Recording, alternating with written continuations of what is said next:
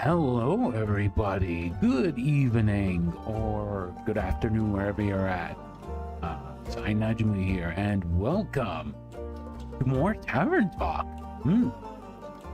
So, from the last time we played this, I think it's been almost 2 weeks since we played this.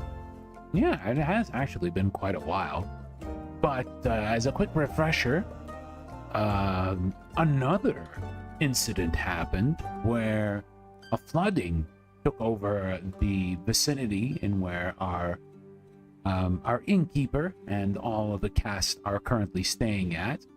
And one of the characters that we know, it's the little cat girl, the orphan cat girl known as Melly. She was lost, but fortunately she is one of those young children who are able to survive by the power of their own intelligence and instinct, so she turns out that she's alive. But on the other hand, Fable, who was kind of eager in order to find her, even though the innkeeper told her she's not ready yet, she's not ready to be a strong adventurer in order to look for Melly. They decided to actually go on their own, and we don't know if they'll be okay or not.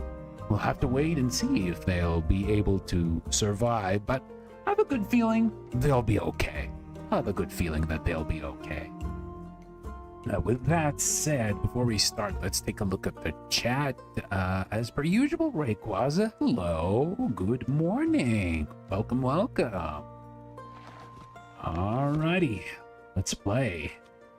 I think we are in, Act 3, Twilight Blood. I think we're gonna do a drink. I'm gonna give him a drink. Okie dokie. Oh, we have cursed coffee now. Oh, that's very encouraging. But, with that said, this seems to require something that is focused a little bit more on the charisma side of things. Yeah, so let's go for 1,000 wins, shall we?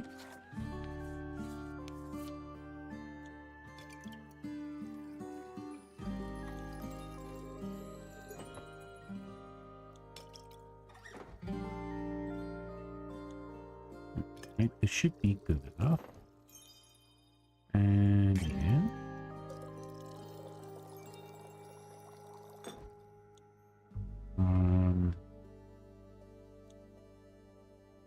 Maybe we would try something a little bit different. We gotta use these.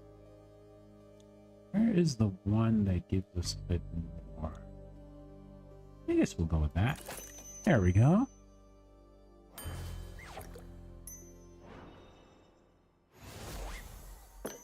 And we gotta give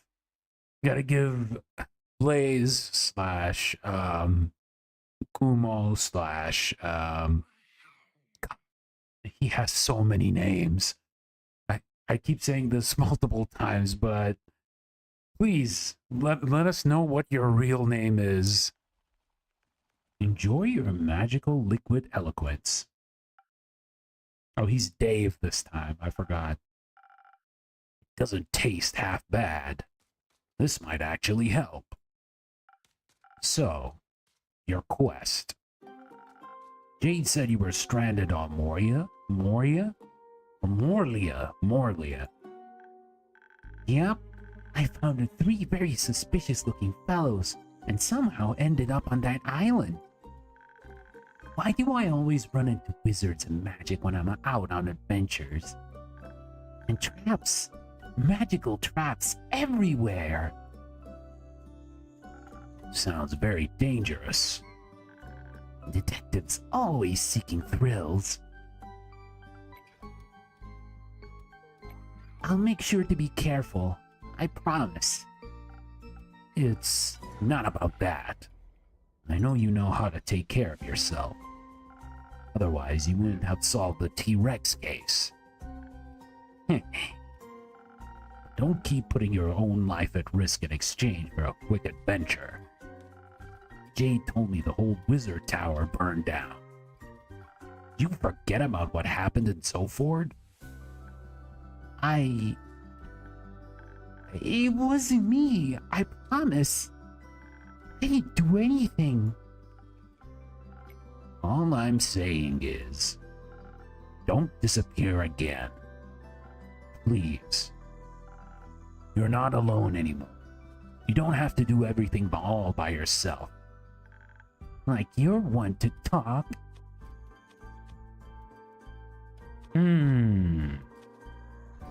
Alright, so who will we support when it comes to their argument? Actually, for once, I would say that Dave has a point. Even though they're guilty themselves, both of you are. Ah, yeah, okay. Inkeep also managed to call out Dave. But you two have also made a lot of progress already. I'm glad both of you made it back safely. Heard anything from Fable yet? No, not yet. What about Carolyn? She came back after the flood. Currently, she's investigating some undead sightings in the Pale Woods. Do you know when she'll be back? No. The two of you can wait for her here if you want. Yes, please. I want to stay until Carolyn gets back. All right. I'll keep you company. How about I spice up your wait with another drink? I'll pass.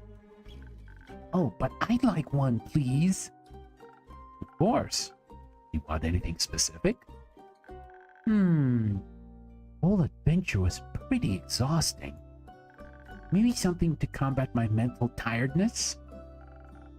Nothing easier than that. I mean, it was kind of expected that she too would want a drink.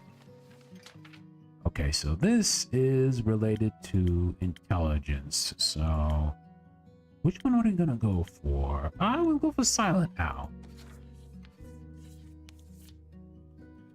Let's see. Probably toss one of these in advance.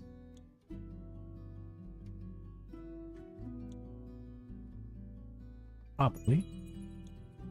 And let's actually pour a little bit. Oh. There we go. And let's go for, where's this? Yeah.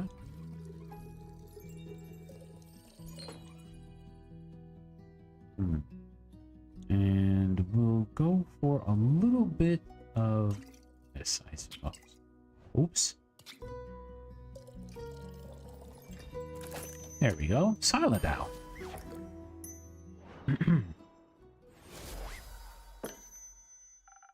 Let's see if this will wake you up again.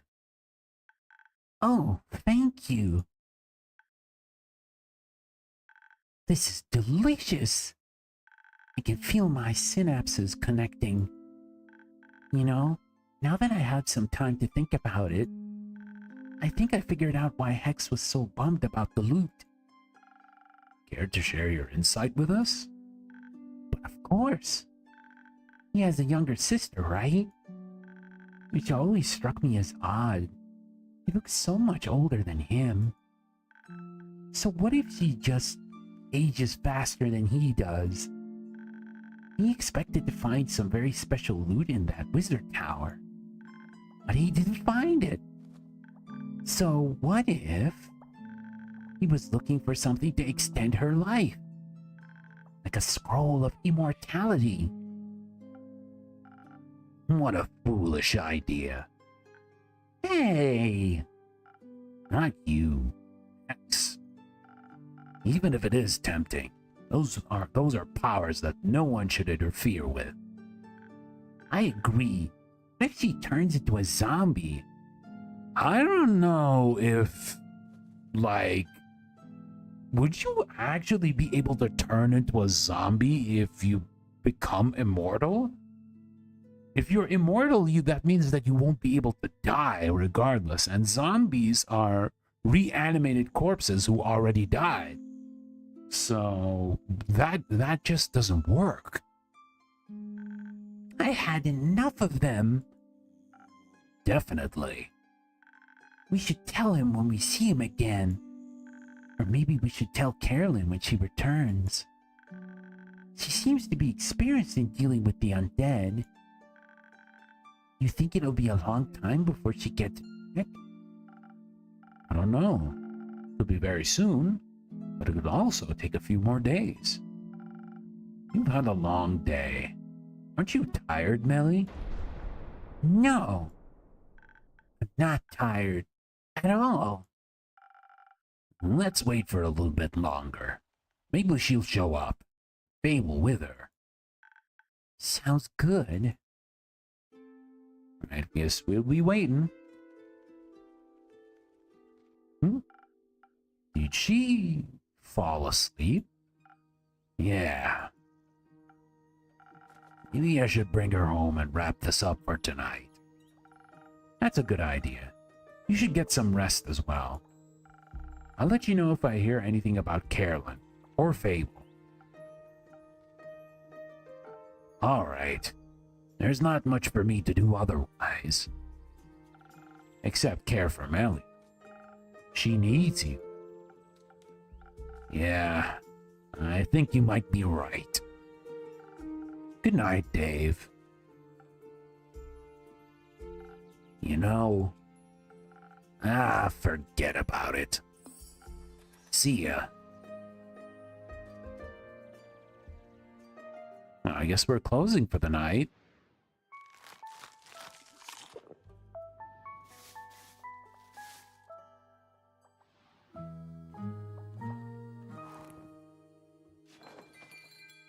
Alright, time to go into the next day. Disaster, tea, and revelations. Disaster? Ooh, that is, not very encouraging, to say the least.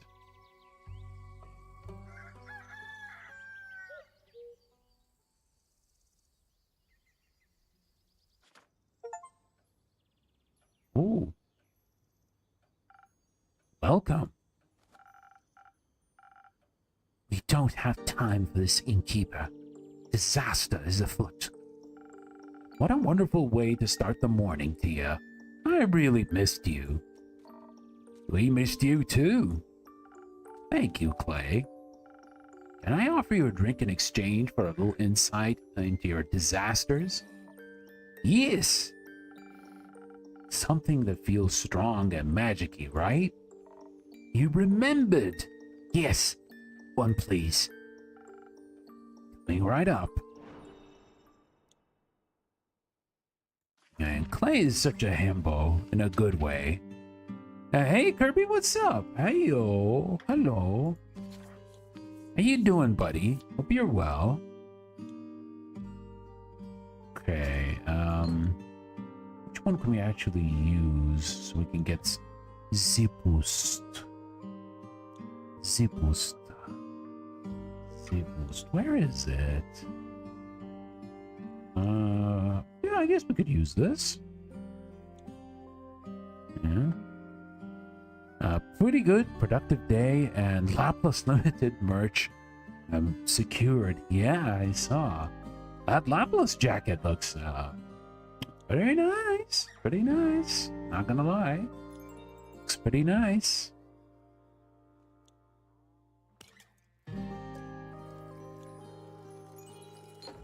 It's so cool indeed. Like the it looks like very comfy as well. Like when it comes to like clothing merch, generally hollow stuff is pretty good. So not surprised on how the jacket's looking pretty nice. Even like the rest of her merch is pretty good.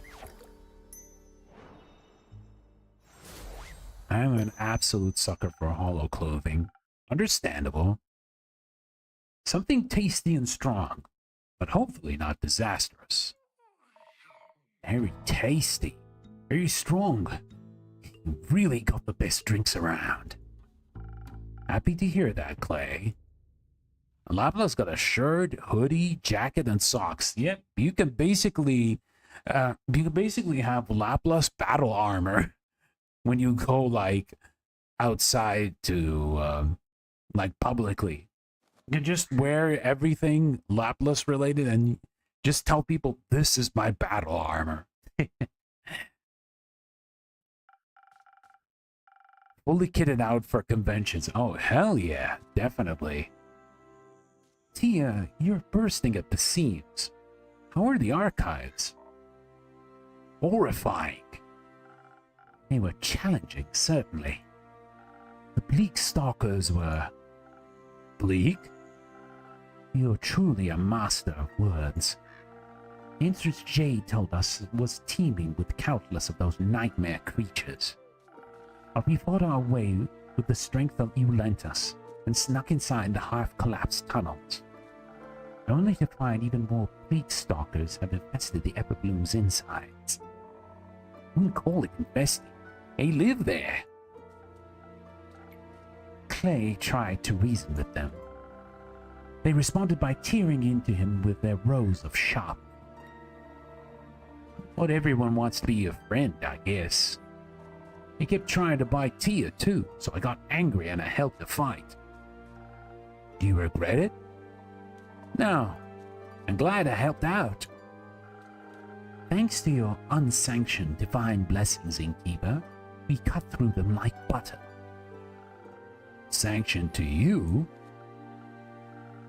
Audacity isn't a replacement for our license.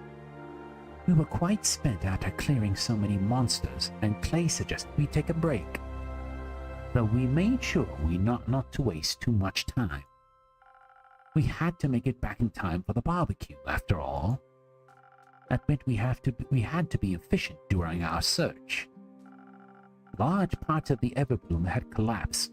Even the explorable sections were unbelievably spacious. So we split up, cover more ground. A dangerous choice. That's when the monsters get you. That's what Clay said. So I enchanted the friendship bracelets. That way we would always sense in which direction the other person was located. So neither of us would get lost. It was so smart. It was very useful. I see you kept yours on. I did. It really helped with navigating around the archives, too. It's a beautiful place, you know. I mean, everything's overgrown with vines, withered and full of termites. We could still tell how much care had gone into building it. Some of the tree branches still had leaves on them. And I saw a couple of stubborn lotus daisies trying to break through around the rocks. I watered them.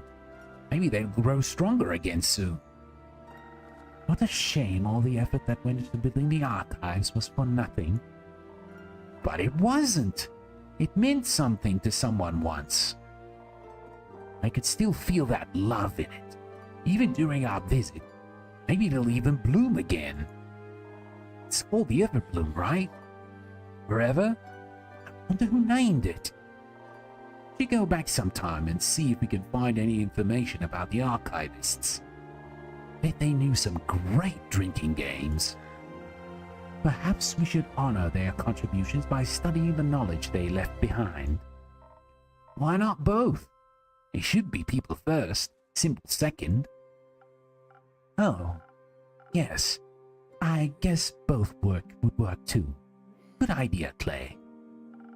What else did you find in the archives, besides the beauty and horrors of time, I mean? I found a book of pressed flowers I can't wait to read. And a recipe. A recipe? An incomplete one. We also tried to translate it properly, but we lacked the necessary reference material. We still thought it appropriate to bring you the draft. Sure you can do something worthwhile with it. I'm sure I can. Thank you very much.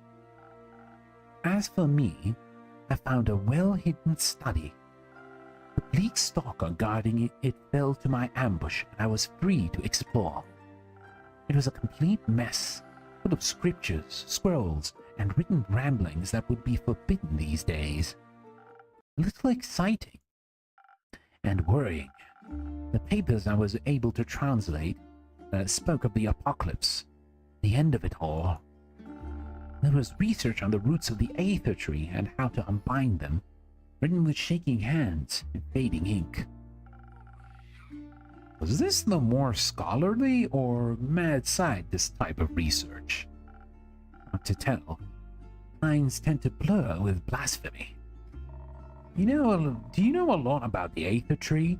This Tia gave me a whole presentation about it. Wouldn't mind a refresher. It's a giant tree. Good start. A world tree. It means our world rests on it. In it? Around it? Somewhere? In it, mostly. Depends on who you ask. Dragons guard the tree because they created it? Maybe? Definitely because they care for us. And since we live in it, it should be existing as it does now. Because no one wants their house to crumble.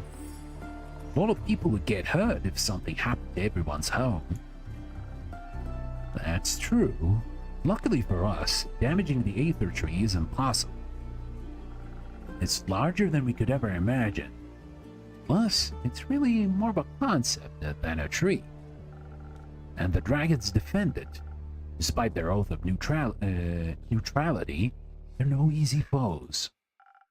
There is one way. Sigils of Alcahest. The what now? The Sigils of Alcahest. They're the key to destroying the Aether Tree, according to the scrolls I studied under the Archive's candlelight. Are they some sort of spell? More of a manual of a self-fulfilling prophecy. Way of breaking the cosmos in accordance with its own rules. For the tree to crumble, its foundation must be fractured. The 5 sigils of Alcahest represent 5 dragons, each of which must be damaged to topple our world's balance. Only then can our cosmos reshape itself. The scrolls spoke of experiments for creating a sigil. Unsuccessful experiments. That's reassuring. Not quite. They were only unsuccessful back then. Next to the notes of old, I found others, written in cleaner, newer parchment with unfaded ink. Much of it was incomprehensible, written in languages I've never seen before. Various sketches of whales caught my eye, as did altered frostbite scrolls. That sounds unsettlingly familiar. I fear that the starfall broke a seal. By ripping holes into Cassiopeia's wings, it destabilized her flight. If she's damaged any further, time could be sent into disarray. Meanwhile, the tsunami, like I heard, didn't just plague the archives. The waves broke down the barriers between the primordial sea and a twilight chasm in ways never seen before. So that's 2 broken sigils? Oh, that is definitely not good. That is definitely not good. If it's going to destroy the fabric of time, then... Ooh. Yeah, this really is kind of a disaster. But to this day, we still don't know what caused the star shower and what caused the flood. So, the mystery just keeps getting deeper. That's not good. What an incredible understatement. To witness one such sigil fracture would be anxiety-inducing enough. I think it has happened to two will keep me up for many nights. It's not two, it's three. Three? Alongside the notes, I found an old map with fresh markings. All the names were outdated, but the intention was clear. Marked were the 5 interplanar portals. 30 years ago, their sudden disappearance tore fissures into Gaia. I believe they were the first signal. Bad, right? Very. Who could have done this? I don't know. And why, of all things? If the Aether Tree collapsed or even shifted from its perfect balance, destruction would end us all. Who would want that?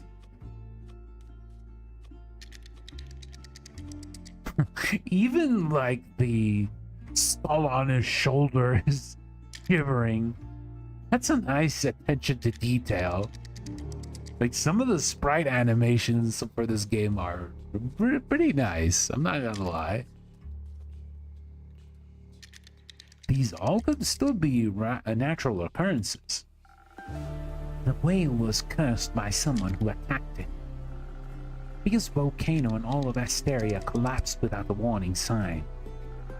Portals to other planes don't just randomly open by themselves. Someone is doing this. To think otherwise is foolish, or hopeful, or delusional. Whoever it may be causing this, they only have 2 sigils left. Or would be bad, right? Don't they say waking the Elder Dragon will start the apocalypse? They do. Feel like there's too many ways to start the apocalypse. Maybe they're all connected, and waking will break the last sigil. Although, I would like to think breaking all the sigils is indeed impossible. Because it's impossible to reach the Tuat and the spirit realm, correct?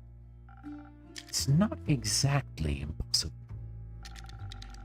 One could make it to the spirit dragon via the astral sea at the dawn of the dying moon. That's in 5 days, right? Yes, but worry not. To reach such a specific location within the astral realm, very specific rituals are necessary. And Gaia's portal to Cassiopeia is indispensable. Said portal is located and safely protected by the Aperture, the stronghold of the Order of the Starlight. And its rituals must be performed with outstanding accuracy to withstand the treacherous astral currents. Only the highest ranking members of the Order are privy to this knowledge. And I guarantee you, all of us would rather die than aid in the destruction of this world. The rest of them are as half as stubborn as you are. I think we are well protected. Exactly. That's good then. The rest is worse. What's bad is that we don't know who is behind this. Or why, by the dragons and the endless horizon, anyone would desire something so vile. I can already sense your next quest. But I can offer you a drink first. But can I offer you a drink first? Throat must be dry from all that exposition. I wouldn't say no to a drink. Have something that will keep my mind intact, defended from lunacy. I feel like I'm going mad. Say no more. Hey, stranger, welcome. Good evening. Okay, so we need something that is more defensive, so we will go for first snow. Oh yeah, we'll toss that one here. A bit of this.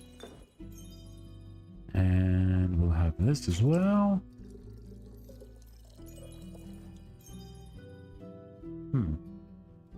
I guess we'll have to put a little bit of this there too.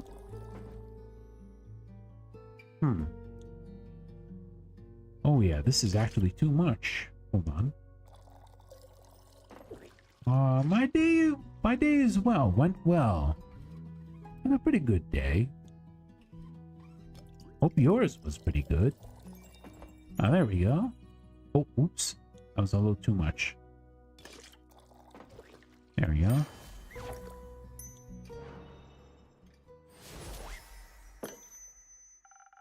Delicious defense against the absurdity of evil plots.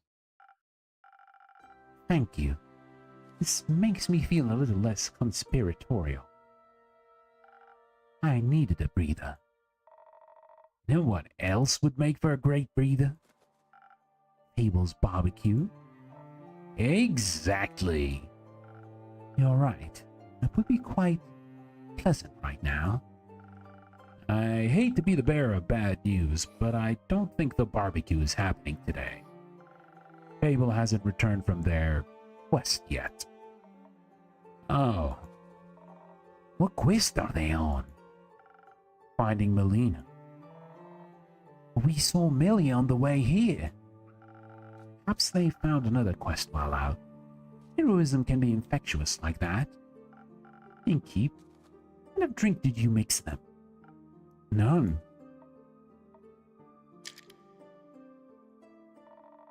Maybe we should go look for them.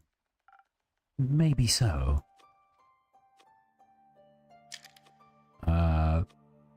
How far are you in this game?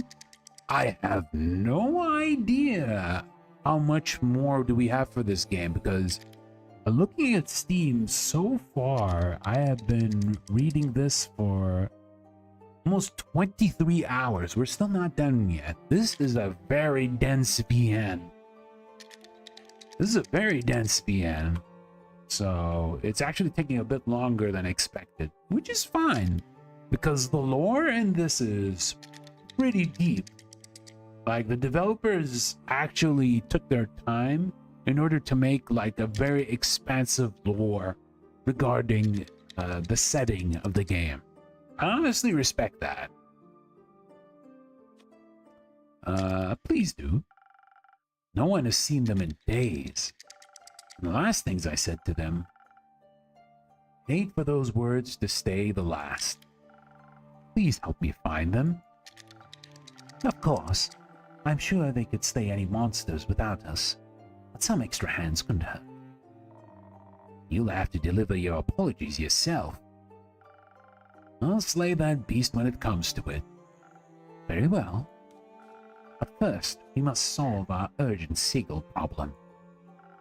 I feel like we're just missing one piece. Oh, hey, Kyle is here. A piece of what? Cake? I'd like to order my usual cake, innkeeper. I don't serve cake. Never have. Oh, maybe you should. Another delicious delicacy would be... Also, still no blood. Oh. The sorrow I'm feeling almost equals the grief I felt after the vampire glitter competition of 1389. Oh? I've run out of glitter. I could serve you one of my usual drinks to alleviate some of that heartache. That would be splendid! I'd like something to enhance my immortal strength. No shopping bags shall hold me back today. I'll see what I can do. Man, it's been a while since we've seen Kyle and his extremely forgetful self. Although I guess it's understandable because vampires have like crazy huge lifespans. And he's also kind of not the sharpest tool in the shed, to say the least.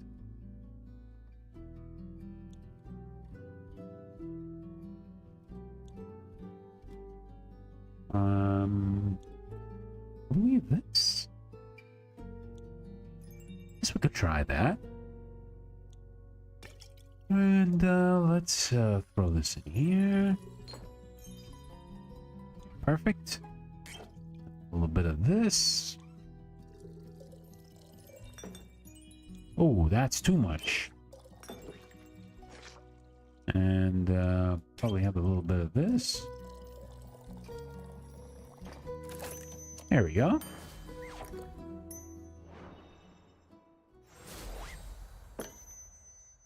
Here, all the strength of a raging fire. Thank you, dear innkeeper. My blood is boiling with euphoria. Any particular reason for your shopping trip? A very particular one, dear innkeeper. It is a matter of life, death. I must head out to purchase this wondrous sustenance known as comfort food immediately. Do you know what comfort food is? I haven't the slightest idea. It is rumored to restore you mortals back to full health. I'm afraid Rhea will perish if she does not receive it. It's serious. She fallen ill? A fatal case of something she called being in the zone. I assume it is highly dangerous. She refused to move away from her drawing board for over a year now.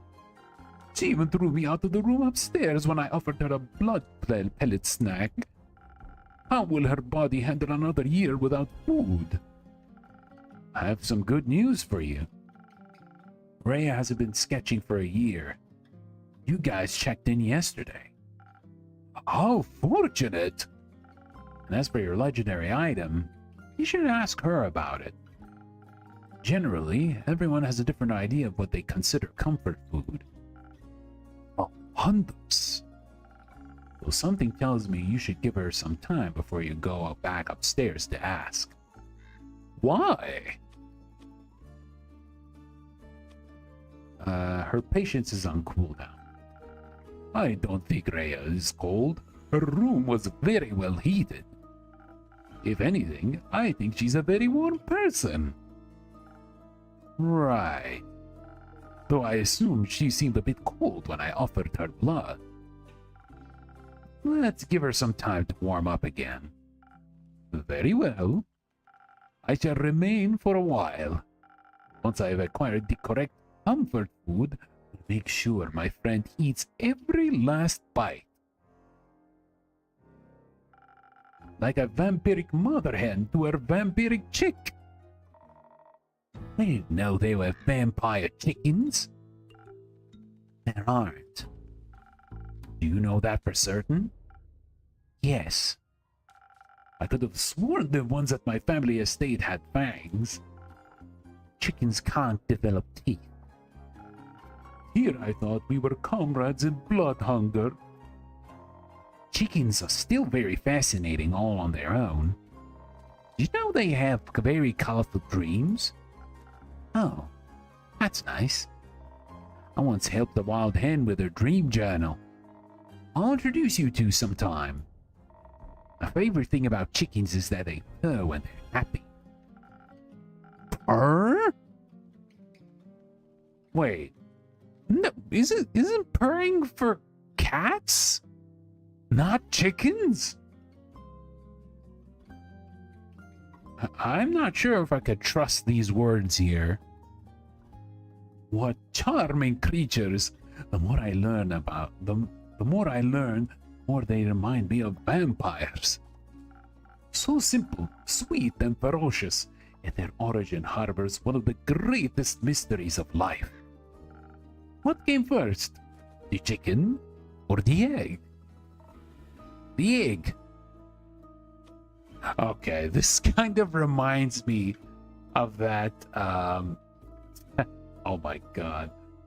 It kind of reminds me of that animatic that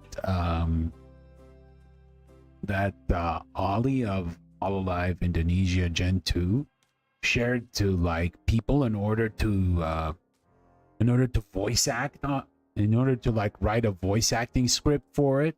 It's basically two girls, and I believe it was a confession scene, and you're able to voice act whatever scenario you want with the frames that are available, with the drawn frames. And I chose having a dramatic confrontation about the egg or the chicken, which came first. I didn't have any ideas in order to voice that that animatic, but eventually it just settled on something so stupid, such as the chicken and the egg.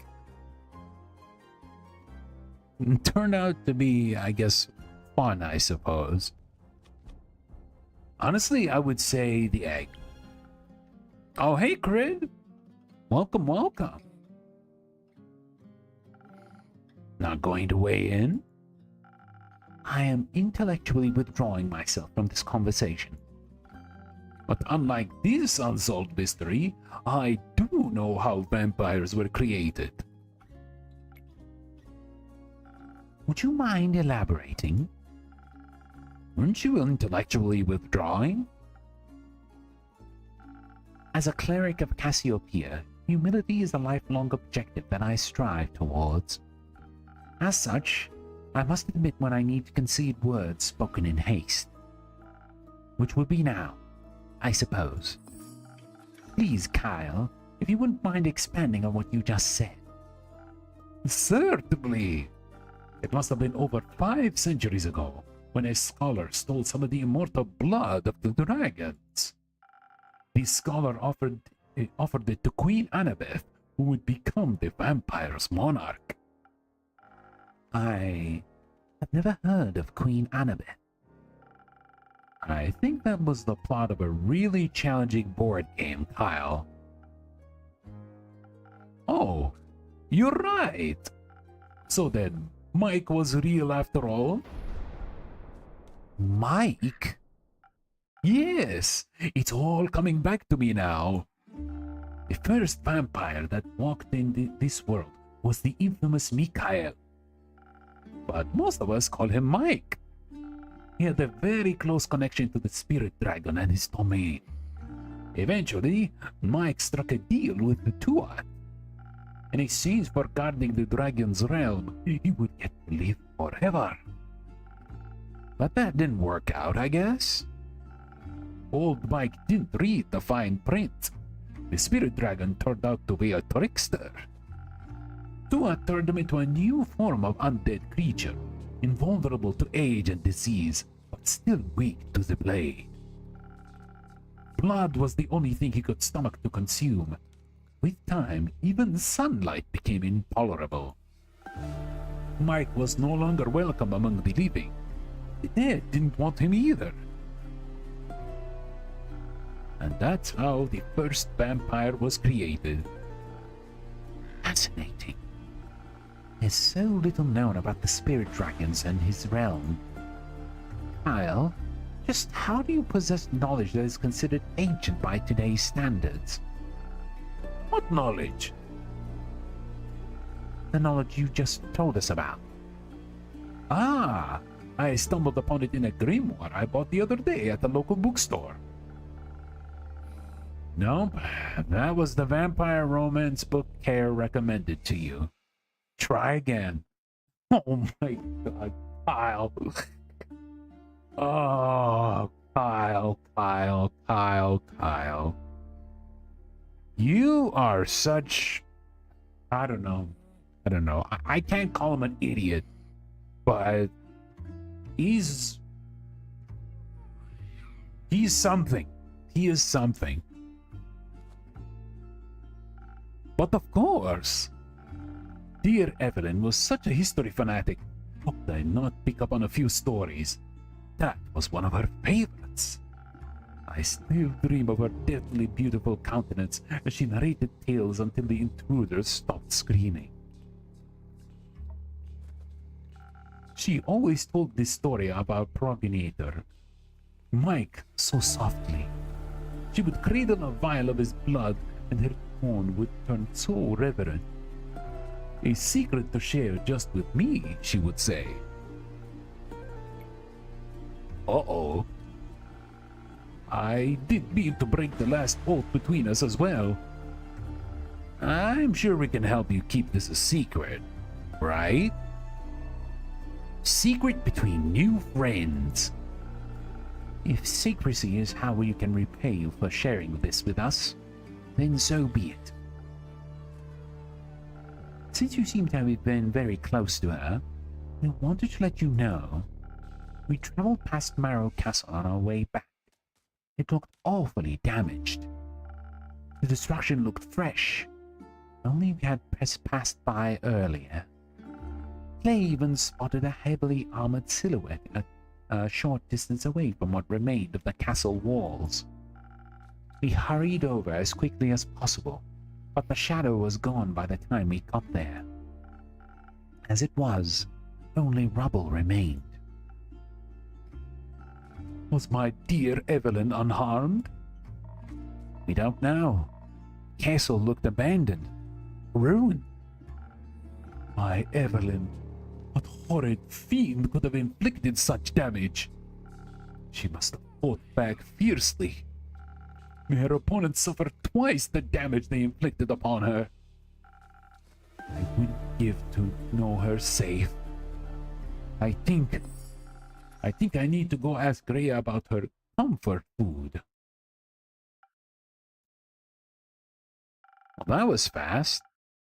Let's give him some time to come to terms with what he just learned. Yeah, he still loves Evelyn, even though she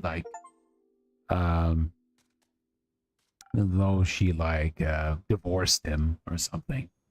Greetings, brave adventurers. Great morrow, innkeeper. There seems to be a few more bones than usual with you, Scully. You observe correctly, my friend. They are wonderful parting gifts, aren't they? Sure are. Care to bring me up to speed, Care? Nah. You'll survive being left hanging for a few more minutes. You're bullying me. You're bullying your innkeeper, Care. Patience, young innkeep. Scully has been waiting to tell you this story since we left the Pale Woods. I'll try to compose myself. This tale deserves the cracking of every last one of my rhetorical knuckle. Let us recount our tale properly, Dame Carolyn. Hang on. I think I could go for one of your drinks first. That can be arranged. Something to keep my strength up, and get to flex my muscles much during our quest. A good one might knit you a story. No pressure, Care. Alright, so what are we gonna get for her? Yes, more attack-based. So we shall go for the cursed coffee. Let's see, which one can we use?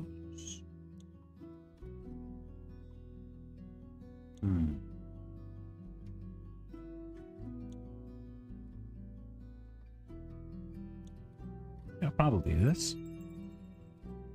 And let's have a little bit of this. And we'll also have a bit for the intelligence. There we go. There you go, Care. Drink up. A great drink for a great story. Aren't you lucky? I'd like to think luck has nothing to do with it. Perhaps not. Might have something else to cheer you up. Oh? Melly's back. Oh! Relieved? Like a great sword's been lifted off my shoulders. Is she alright? Yes. Though you might prefer to see for yourself. She and Dave left me their address to give you. Who? Aye, you know them. Right, got it. Only one person would fit such an uninspired name. They better apologize to Melly, or else you'll have to find out the details yourself. Just don't keep them waiting for too long. Don't need to tell me that. Fable isn't back then? No. Sure are taking their time. Feel like looking for them yet? No, they're capable. As my patience is starting to wear thin. You had some to begin with? You're pretty chatty for someone within great sword distance. Right. Can I interest you in one of my drinks as well, Scully? With an offer like that, my friend, how can a skeleton say no? Have something to enhance my aura. I'd like to do the proclamation of this tale proper justice. Alright, so what do you want? Yes, something with a little bit more charisma. Yeah, Sunny breathes.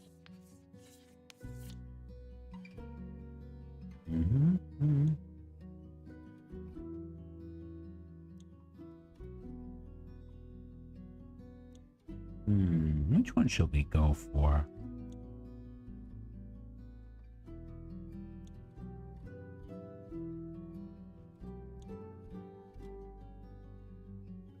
Yeah, probably this one. A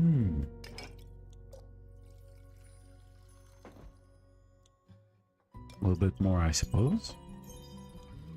And we'll have a little bit here. There we go.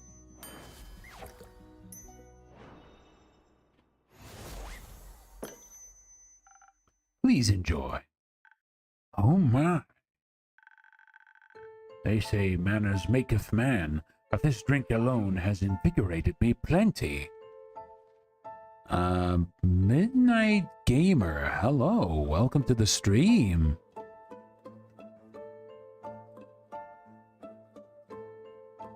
How's your day so far? It's pretty good.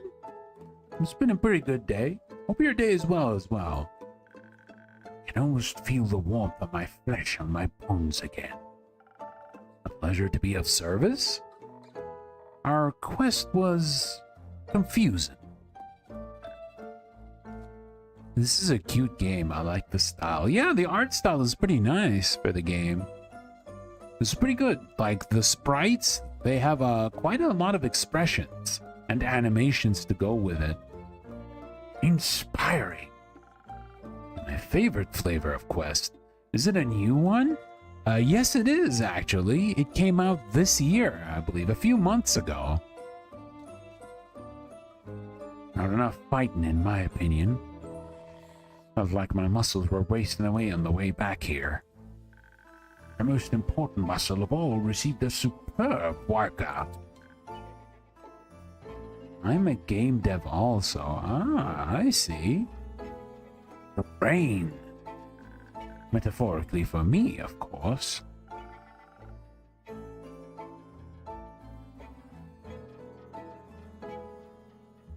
I love seeing deaf style of games. Deaf defense? Tower defense?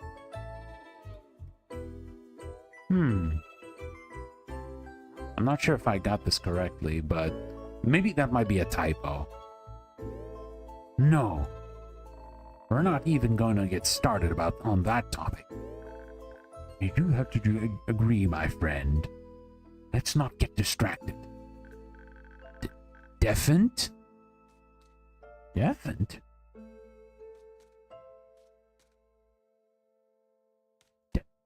Deafened?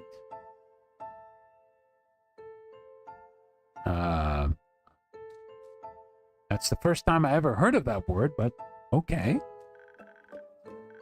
Let me know when you have an hour to spare, or 5. Now, back to the task at hand. We started by making our way westwards, for our progress was slow. Any complications? Yes, quite a few. Before embarking on this journey, I was woefully ignorant about the plight of the Fisoan farmers. Less than ideal weather conditions. The flood that ruined a lot of crops. Now this pesky undead problem. Different! Ah, I see. I see.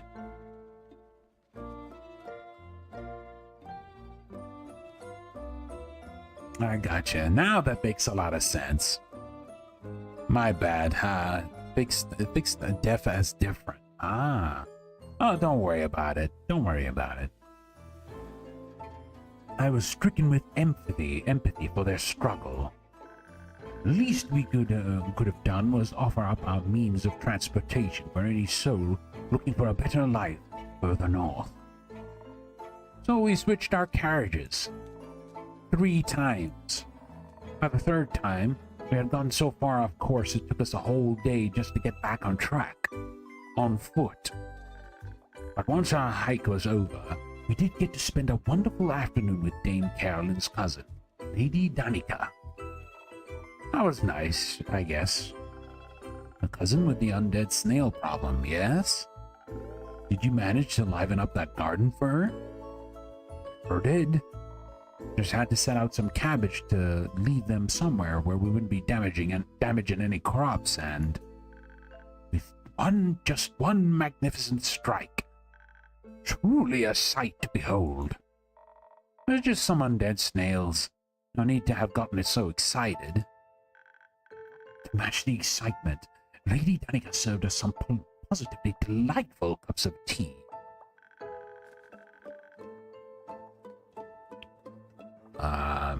I just dropped my new game. It took me 3 years. Well, congratulations on finishing your game. Hope it works out well. Better than accompanying finger sandwiches were some new facts I had gleaned from observing the snails. Even lacking souls, they displayed some pack behavior.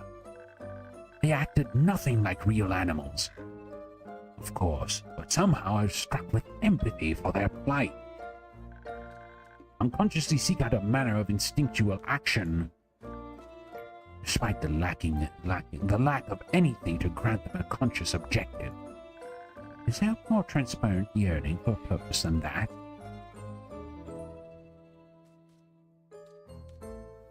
You sound you didn't like me saying that.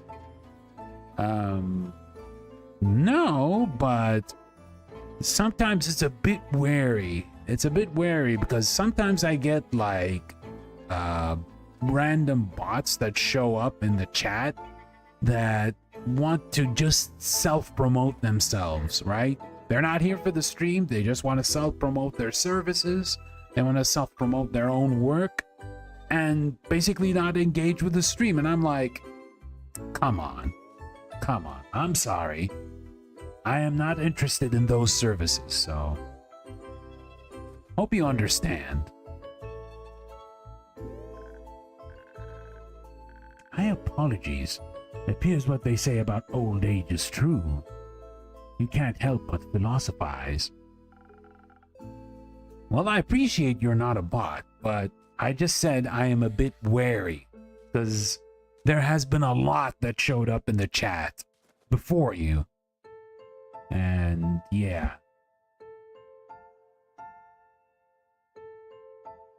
You couldn't help but relate? In a way. One can't help but wonder whether any choices I make is truly my own, or just a post-mortem reflex of those old bones. Perhaps even my thirst for knowledge. And yet your enjoyment of it seems genuine. Truly, innkeeper, you have a way with words. There's lots of experience.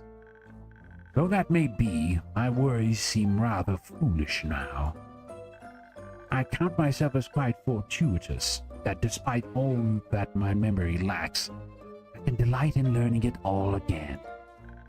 Does it really matter where such an urge comes from? Anyhow, my apologies, Dame Carolyn. I completely derailed our epic tale. Allow me to make up for it by continuing post-haste. We departed after the lovely cup of tea and finally headed for the Pale Woods. Lady Danica provided us with a cart and a trusty steed, a cow with the most lovely temperament. Her name is Lizolet. The made sure to greet the gentleman that passed us on our way to the woods. Magnificent shadow armor he was wearing. Something about it felt oddly familiar. Perhaps it was my only hope that it would just look as gallant after our quest.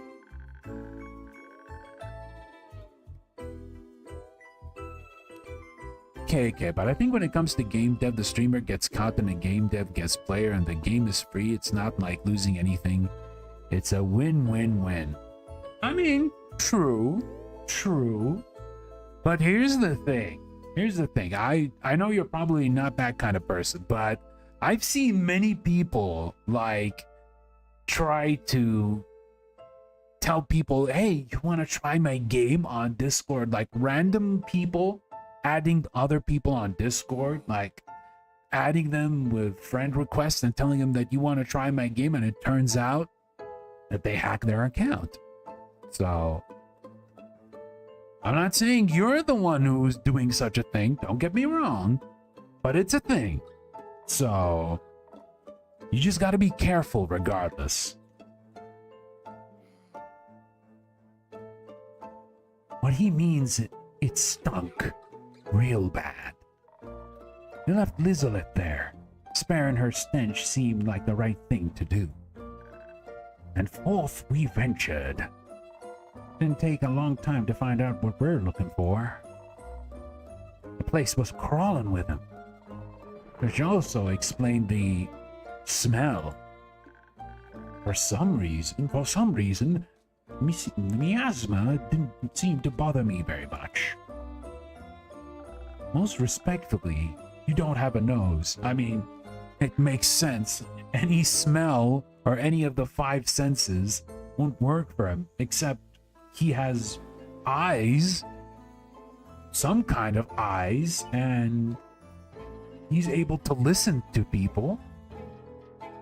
Yeah, Scully is kind of an anomaly, to say the least. Oh, of course.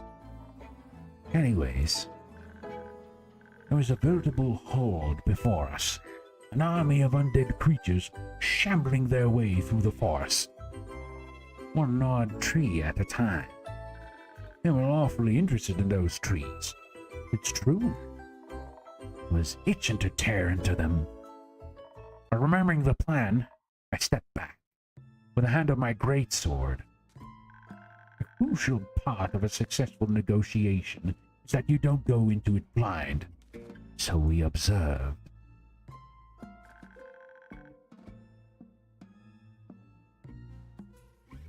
The undead creatures were displaying similar patterns to those snails. But some of those games are just thanks at itch.io and Steam. Great website, let people well, by normal don't send it. I just tell them my name and look it up.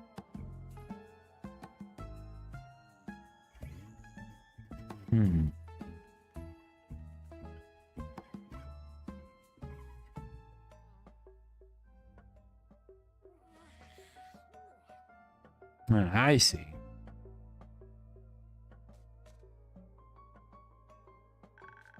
They seem to be following a pack leader, a representative. That simplified things considerably. First course of action was clear. I let Dame Carolyn know of my intentions. Seemed reasonable enough. When I circled the group to get to the leader at the front, she remained hidden in the shadows of the thicket. I walked up to the leader, another skeleton, making sure I displayed an open and respectful disposition. I suppose they were not open and respectful in return? Nope. Before I could even react, the skeleton had bitten down on Scully's arm. Agony is what I would have said if I hadn't been protected by my frost armor and your excellent drink-mixing skills. I'm always glad to hear my drinks are protecting my clients on their quests. My friend, your drinks are astonishingly potent. Maybe too potent. As soon as the undead creature bit down, their teeth shattered upon impact. The leader recoiled immediately. All the others surrounding us froze.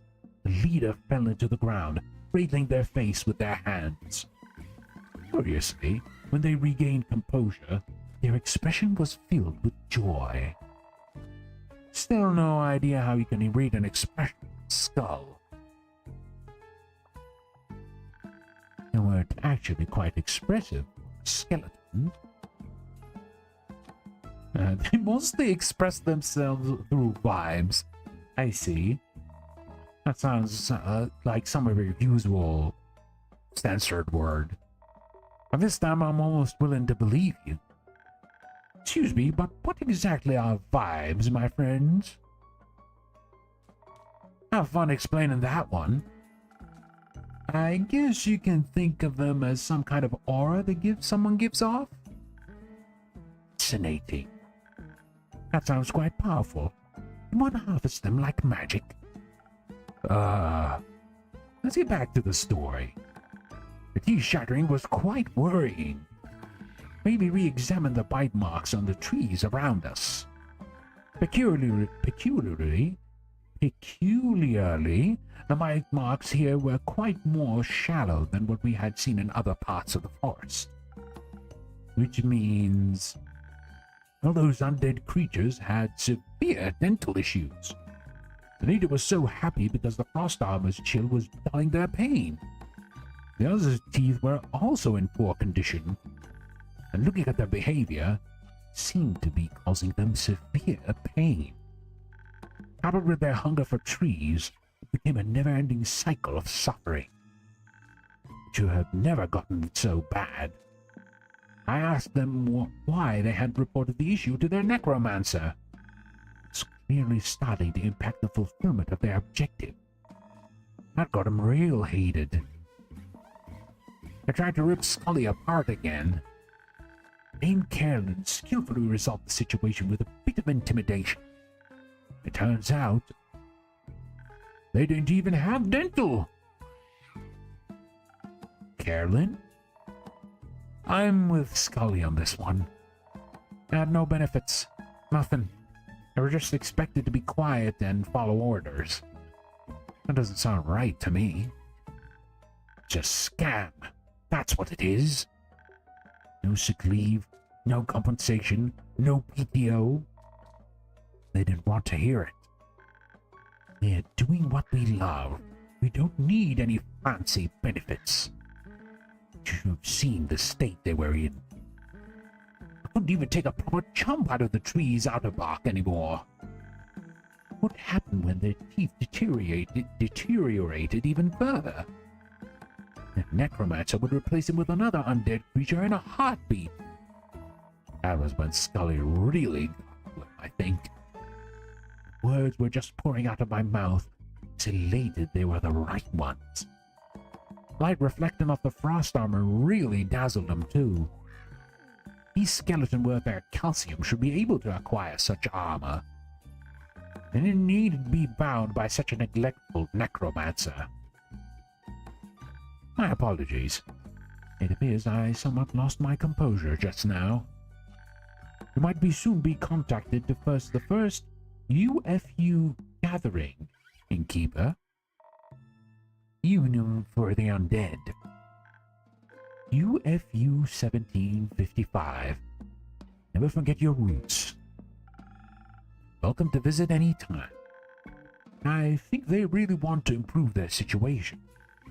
Most respectively, they promised to leave the Pale Woods alone as well.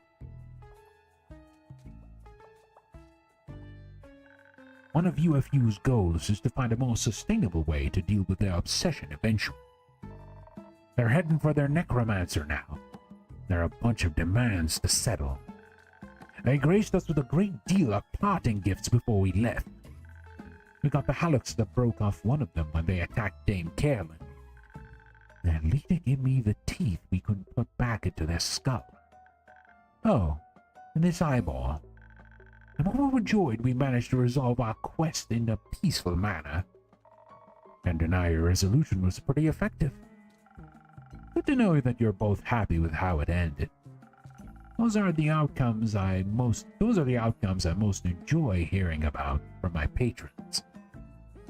Oh, we did get you something else as well, innkeeper. Right. Here. The trees look really chewed on and dead. But the berries seemed like they were thriving. They're the ones Elfie was going on about. Not like they're here to appreciate them now. I guess you can have them. Just setting aside to make Fable a drink when they're back. Sounds fair. Also, while I'm plucking the berries, the spirits of the trees gave us a little keepsake. Because they were so glad they stopped all that gnawing. Sadly, I don't have any more storage space in my hat. So we wanted you to have it as well. You can always indulge in sweet memories whenever we visit. I think I know just the place for it. Thank you very much. Scully, ever thought about becoming an advocate for this kind of stuff? Not that I can usually stand them. But you seem to really care about all this. Oh no. I'm a heap of bones here to learn all I can. It is a gentleman's way to speak out when evil is committed in front of you. So I don't suppose I will stop doing that just any time soon. Sounds good to me. I still wonder what all those undead creatures were doing there. No idea. Didn't ask. Hunger? Seemed to be heading north before we talked to them. Maybe they were searching for more trees? Pale Woods is one of the largest forests in Visoa. See a reason for them to leave the area before it was barren. Unless they were ordered to. Don't they typically come with a necromancer attached? We don't suppose that gentleman we encountered outside the woods could have been that very necromancer. I don't think farmers wear armor like what you described. Oh, knowing what a dastardly negligent necromancer they were, I would have never offered that greeting. Just realized where they could be heading. It's true there aren't many woods around here that compare to the Pale Woods. That giant root in the capital must look pretty good to some tree-obsessed undeads. Might be tons more headed there even now. Indeed. Just to clarify, you believe hordes of the undead creatures are marching towards the capital? Well, towards the roots would be my guess. I see. They're heading towards Themis to gnaw at the divine roots, as if to... have a tea party? What? No. How would they be having a tea party? They like bark. I bet they love herbal teas. They obviously wish to fell the aether tree. Why else would they chew at its roots? What in the are you talking about? As I just stated, someone is trying to destroy the aether tree. The starfall, the primordial flood, even the interplanar portals, it's all part of a big plot. Was that not clear? No. Oh my, that's awful. And insane if true. Is it working? Unfortunately so. Or do you see stars in the night sky? I mean, there's one. There used to be more. And we don't know who's behind it yet either. Well, Kalen, Mr. Scully, the gentle person you greeted outside of the woods, you thought he might be a necromancer? Certainly bore the armor of one. Did he seem like he wanted to kill everyone? Not particularly, though it can be hard to tell sometimes. Politeness and the desire for homicide aren't necessarily mutually exclusive.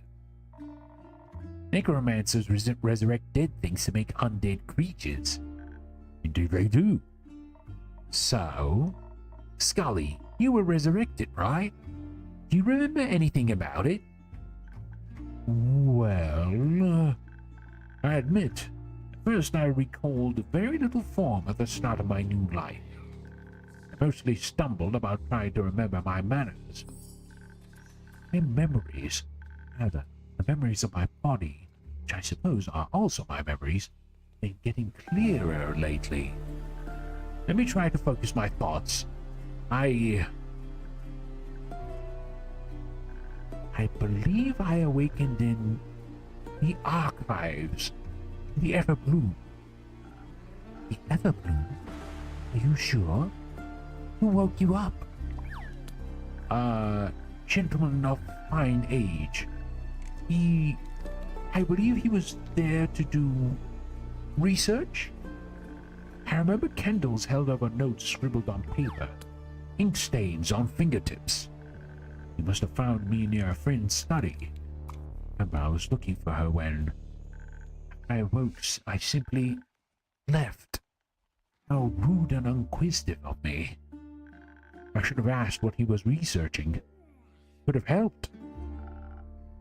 Be glad you did not aid him. He found his notes. He spoke of the destruction of the universe. Did the guy in the woods from the woods remind you of the one from the archives?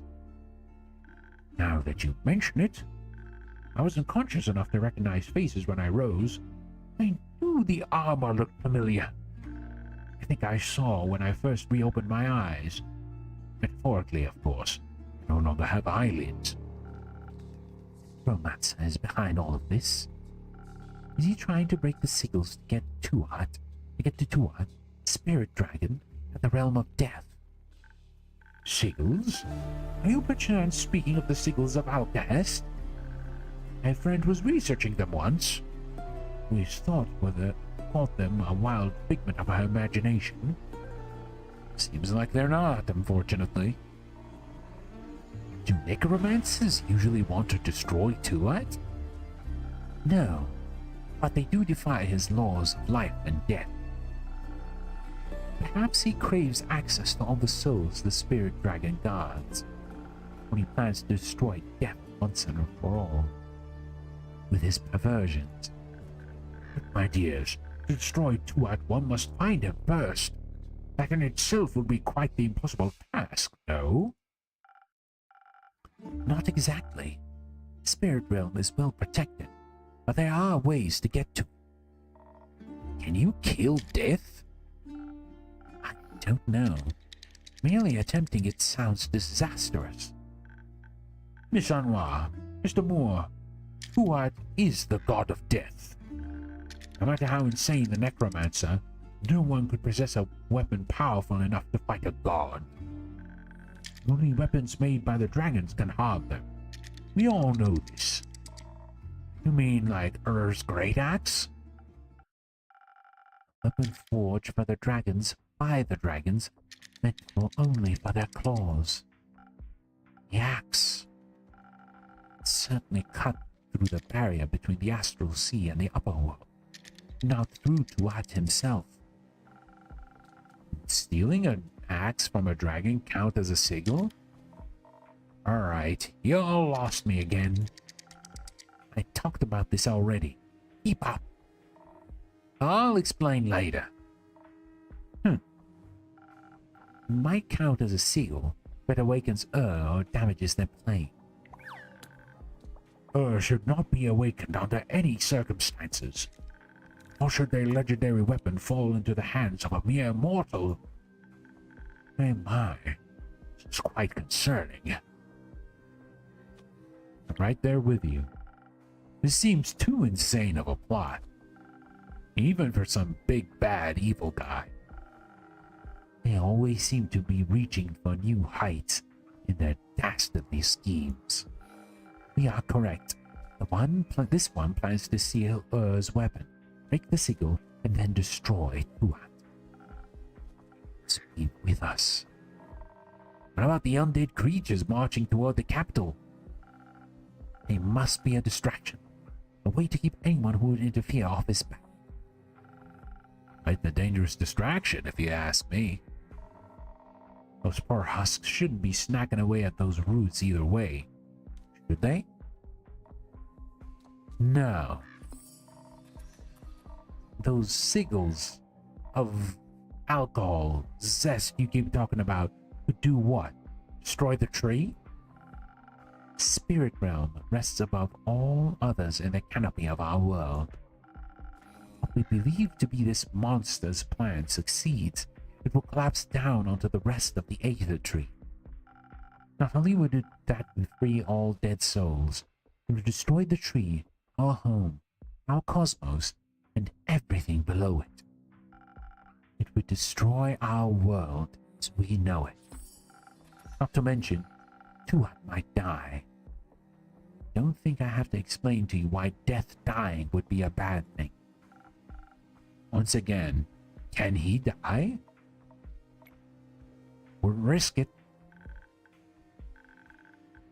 Though I believe this plot of his had to be limited somewhat, no? Perhaps to the transitional period between the astral moon and the dying moon. Only then would the veil between Cassiopeia and Tuat be thin enough for a ritual of such magnitude to succeed. Wait, all you mean is it can only happen the night of the 35th Cassiopeia, 1st of Tuat? So it can only work in 4 days? Or next year? Precisely. I guess you can't have a ritual without the unnecessarily complicated rules. It is our common courtesy. Clay, I've been wondering. Remember that man we saw on our way back near Marrow's castle? Yes. You think he might have been the same guy? I do. Strange armor sounds familiar, as does the convenient proximity to destruction. And more so, that blood of the first vampire Kyle spoke of. Part of the ritual to safely traverse the astral sea involves having an associated anchor for your destination. To find Tuat, you need something connected to it. Like the blood of a vampire eternally bound to him? Yes. Maybe our villain got his hands on it. Perhaps he knows more of Cassiopeia than I had anticipated. All this out of context is giving me a headache. Keep another drink to spare to help us all with this mess. Something powerful enough to get me through this. Anything for you, Care. Oh yeah, another drink for her. Speaking of which, I think I should drink some more water. Forget to hydrate, everybody.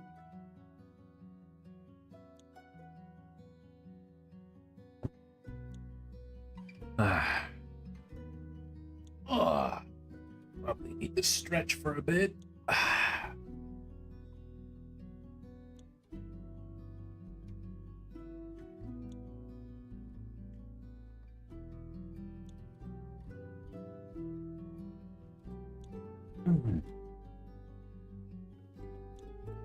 Alrighty. Let's see. What drinks shall we continue to do? And let me see.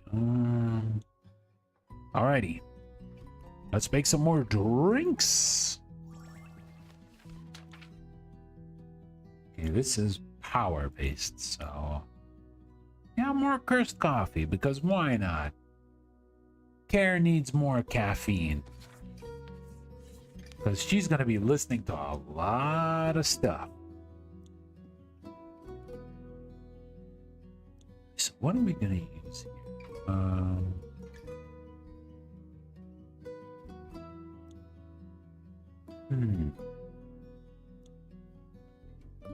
Oh yeah, we can use this. And here you go.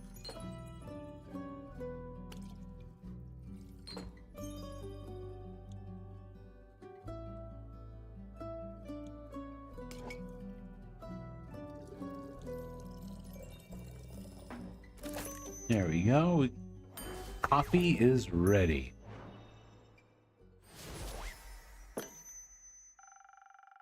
I put all the strength I have into this drink. Enjoy. I think you put parts of my sanity back together. Thanks a lot. Anytime. So, this madman. If he can get the axe, he can't kill the spirit dragon, right? Correct. Great. Let's stop him from getting the axe then. Great idea. I know. Now, how do we do that? Well, first the necromancer needs to find it. For that, he'd have to get to Ur's realm. Thanks to the portals, that is entirely within the realm of possibility. One would simply have to journey through one of the portals to the Twilight Chasm, and then enter the endless caves through the Nightmare Realm. Nothing easier than that. Didn't Melly see some weird new bone way markers near the Twilight Chasm portal in the moon swamps? Could they be there to remind someone, say, a necromancer, of the way to the portal? They could. Good. The moon pools are much easier to reach than Boreas. We should catch the necromancer before he ventures into the chasm, and most certainly before he gets the axe. Great. Let's go beat his Hold on. What if you don't succeed? I have faith in you, but he sounds powerful. How about a backup plan? Hate to say it, but you're not wrong. Thanks for looking out for us. If we don't manage to stop him from getting the weapon, we stand no chance in a fight against him. Even your divine strikes would be no match, Miss Anwar. That is true. He would need an incredibly powerful weapon to match his. Not sure if it's enough, but I do have the sword I got from my Baba. Let me see it. This remarkable craftsmanship fused with minor divine powers. Incredible. But I'm afraid even this cannot rival the Great Axe in any capacity. What if we mixed it with dragon fire? What? Do you happen to have such a thing on hand, young lad? No, but I know where we can find some. The ever-burning flame in the Highlands is dragon fire. One you wanted to see, Tia? I think now might be a good time for that. You're right.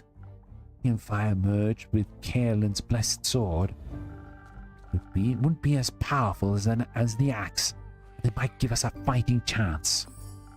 We had a master craftsman to forge it, that is. Rhea, she's a blacksmith. You're right. There's no one better for the job. I'm sure she'd love to forge such a weapon. And I'm sure you can convince her of the importance here. You know that, right? Leave the blacksmith recruiting to me. Very well. I'm sure Master Smith Frostgrip will be delighted with this opportunity. Having her on our side makes me even more confident that we can stop this necromancer's plans. Have the utmost faith in us. And I know the aperture and its astral portal are well protected, even if we should fail. But I don't believe we will, because I know I'm strong enough to best this battle, and that Clay is as well. And the others too. Yes, the others too.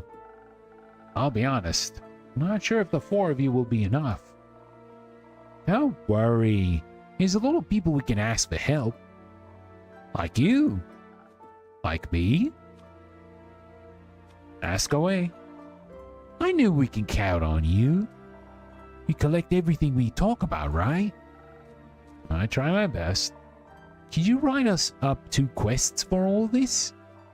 I think we would split our resources so we get the backup plan going at the same time.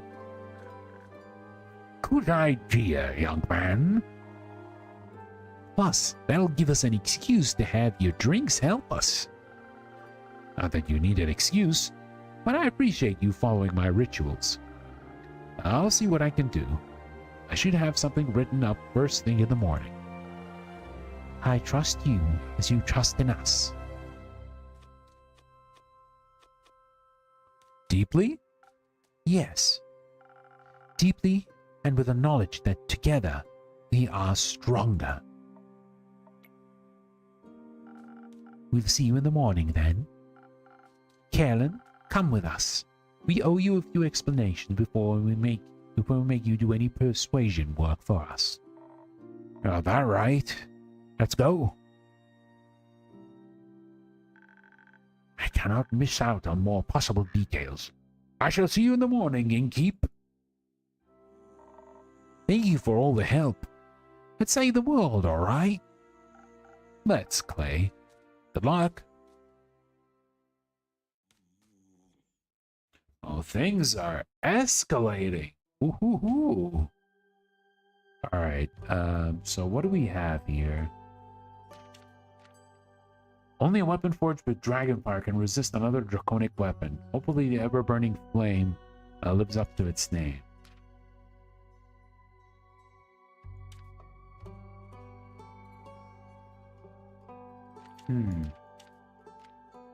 Legend has it the great axe of lies hidden somewhere deep inside the subterranean caves. It's an unimaginably powerful weapon. The enemy aims the destruction of the Aether Tree. He needs the great axe of to collapse the spirit realm onto the rest of the tree. Yeah, there's a second one. Only a weapon forged with dragonfire can resist another draconic weapon's power. However, hopefully the ever-burning flame lives up to its name. Yeah, I think this should be right. No? Huh. Interesting. Let me see the hint first. Oh, there's multiple. Yeah, so...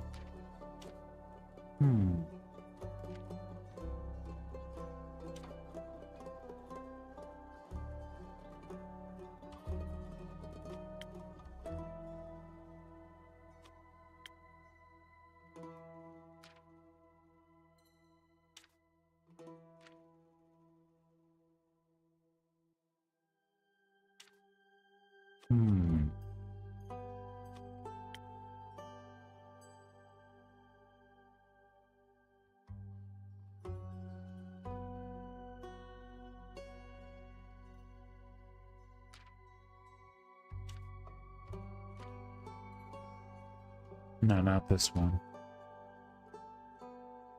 Capitals wrapped in roots. Maybe it's this one? Oh yeah, it does include the one, this one.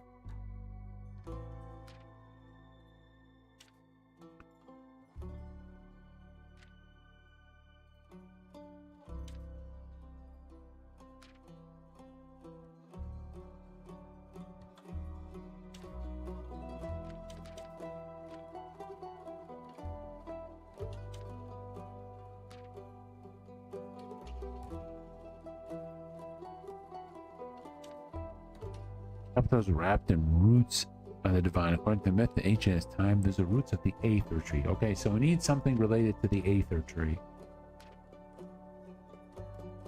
So not this one.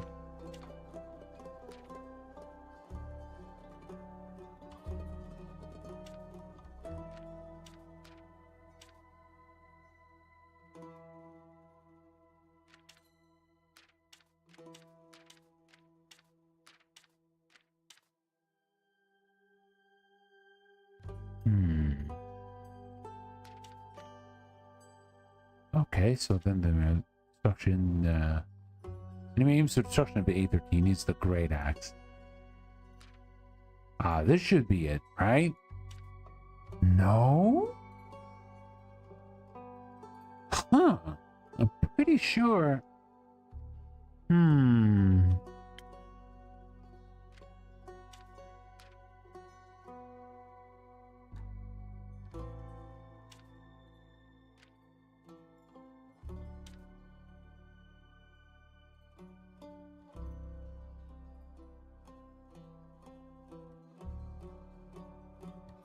Okay, so let's move. Oh, I can't move them far away so that Hmm. Maybe it's this order.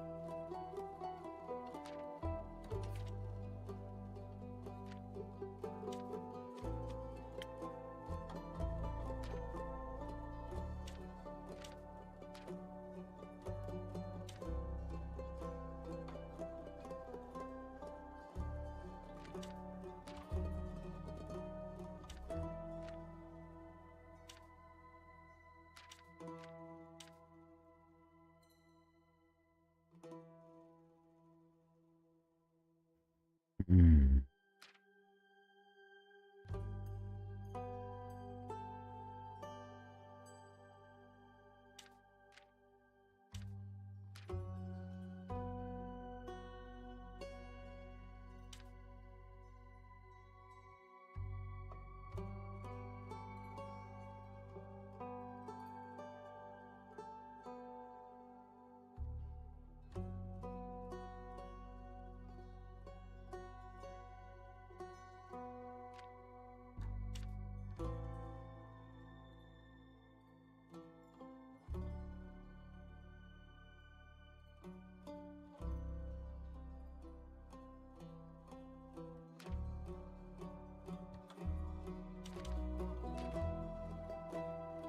Yeah, this should be right.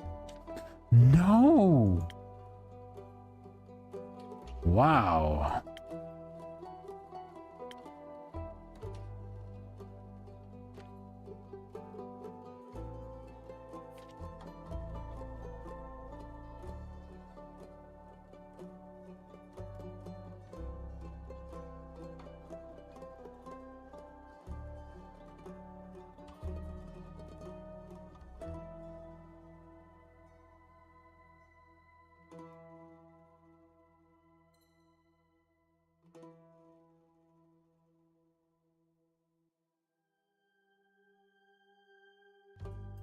Hmm.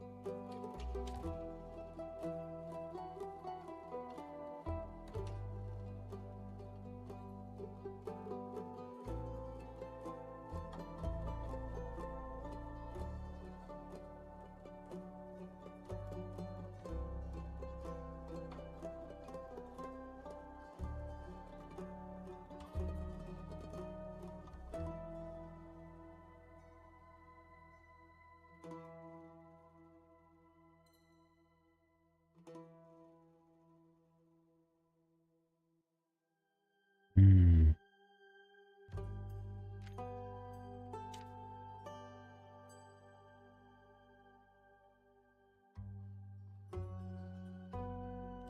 Let's actually read this and see if we can make any sense out of it. Legends or clerics say that the first name Leviathan was ever bestowed upon mankind, still burns in a template in the Highlands. Interesting. The enemy aims for the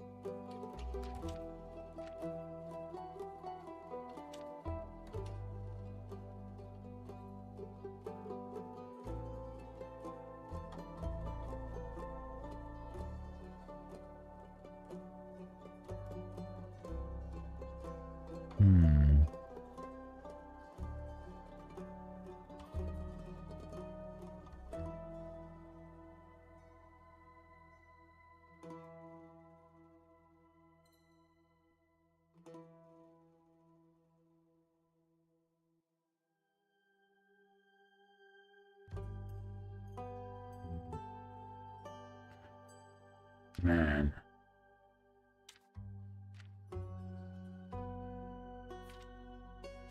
Nope. What if we flip this around? Nope. Ah, man.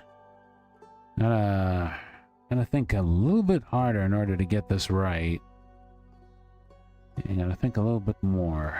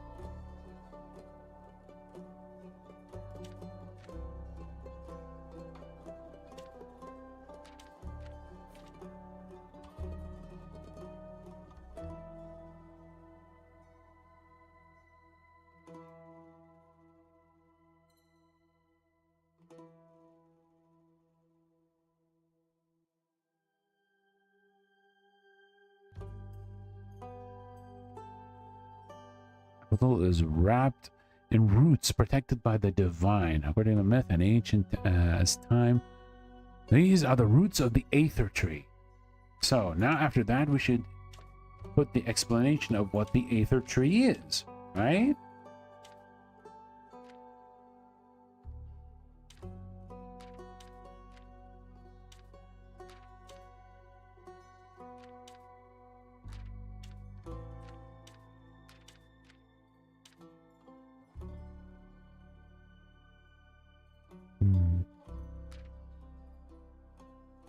Not this one. This one.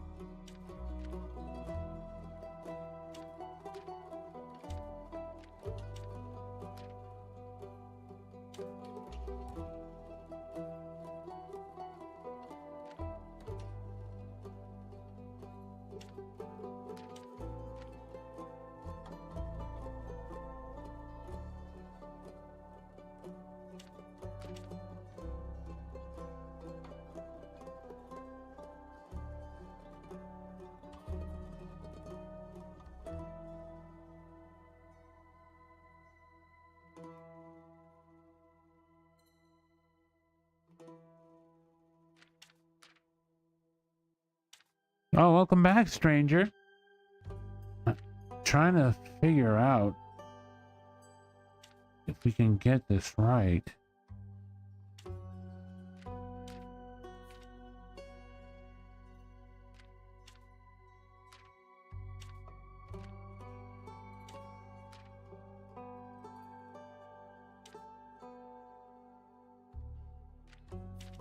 This? No. What if we ordered this? The way I say break is like I was going to do something. I'm playing Skyrim again, side by side with a friend. Ooh! Online multiplayer with Skyrim. It's a Todd Howard joint.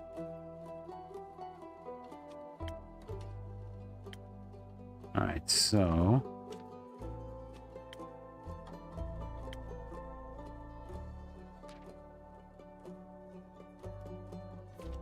Okay.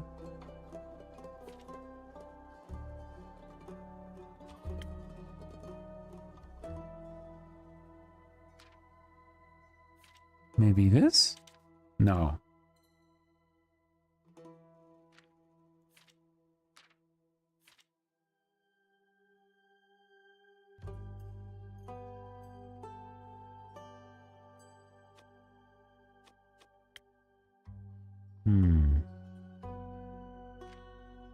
What about this? Can't seem to keep away from it. It always come back for a while. I mean, it's understandable. A lot of people think Skyrim is one of one of Bethesda's best games out there. And I guess it helps, like, it has crazy amount of mods. So the customization is limitless.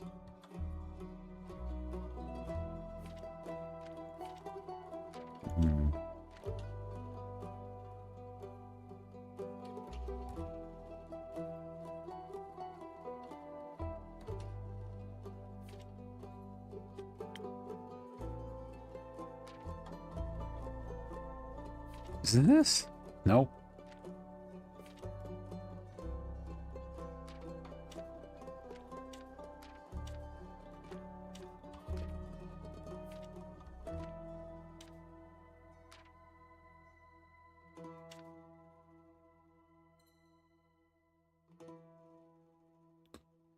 It's a freedom that this game offers in my favorite world setting is what makes me come back.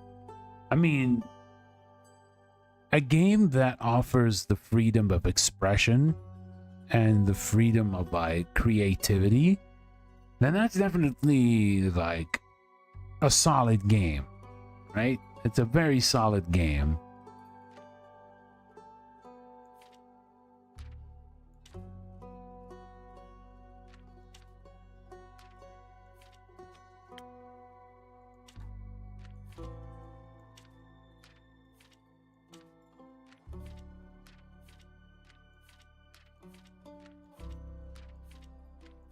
Yeah, it does the same animation.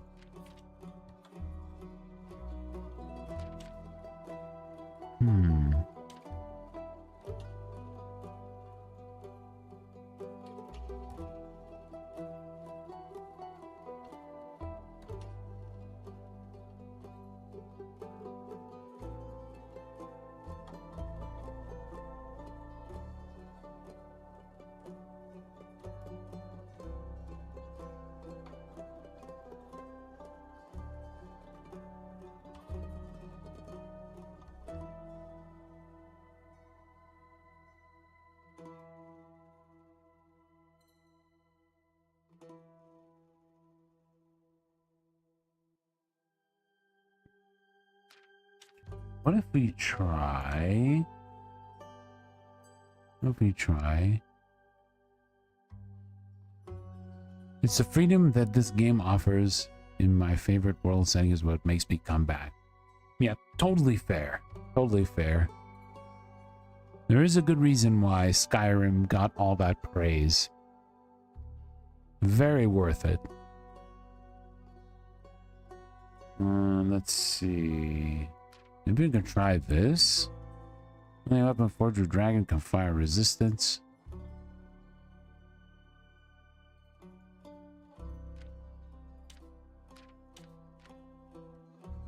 Oh, okay, we can try this.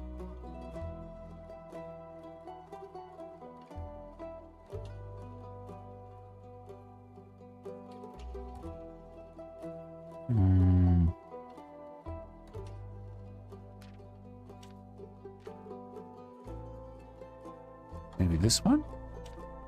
Ah, no.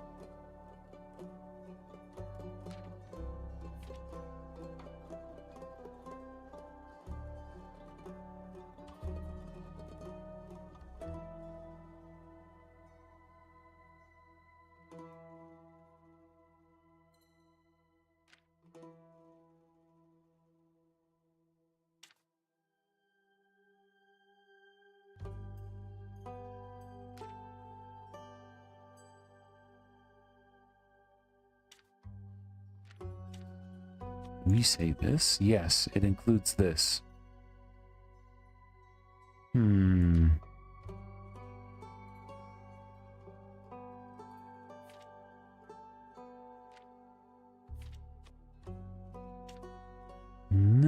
it doesn't seem like it.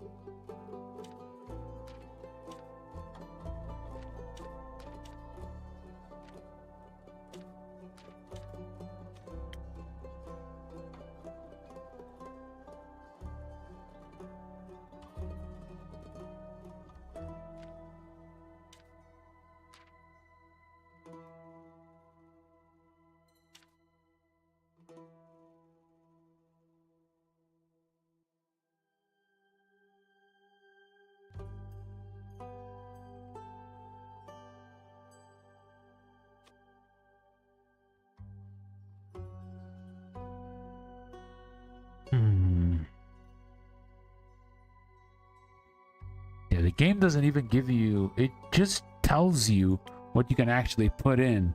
It doesn't tell you exactly what to put in.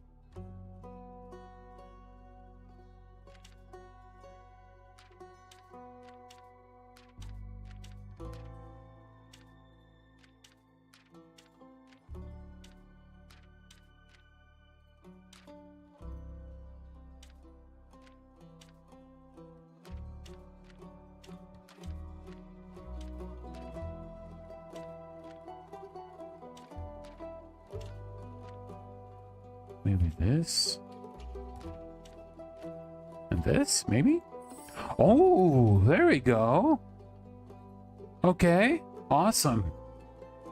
Only a weapon forged in Dragonfire could ever dream to hold up against the legendary Great Axe of Ur. Luckily, a temple in the Highlands House of the Ever-Burning Flame, an ancient gift from the dragons that'll come in handy right about now. What better sword to reshape with this flame than another gift from the Realm Keepers, an heirloom passed down to Carolyn, with heroism scorched in its very essence. And we still have one more.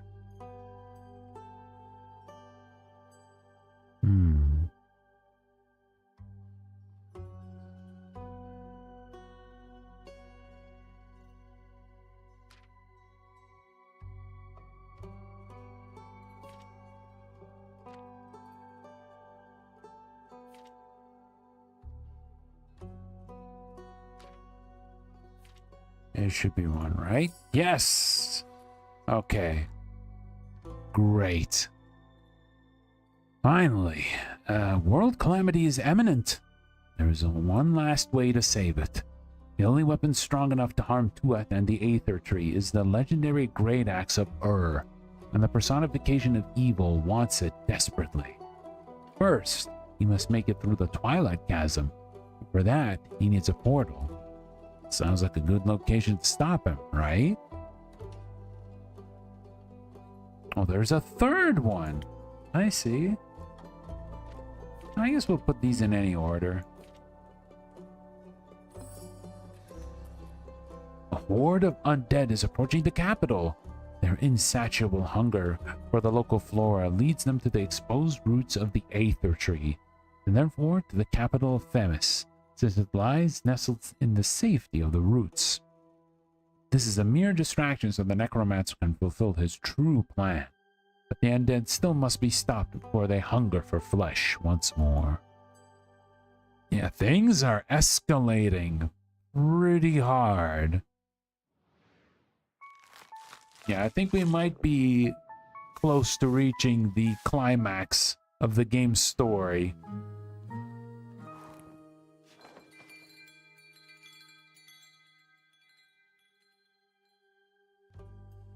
Twilight Zinnius.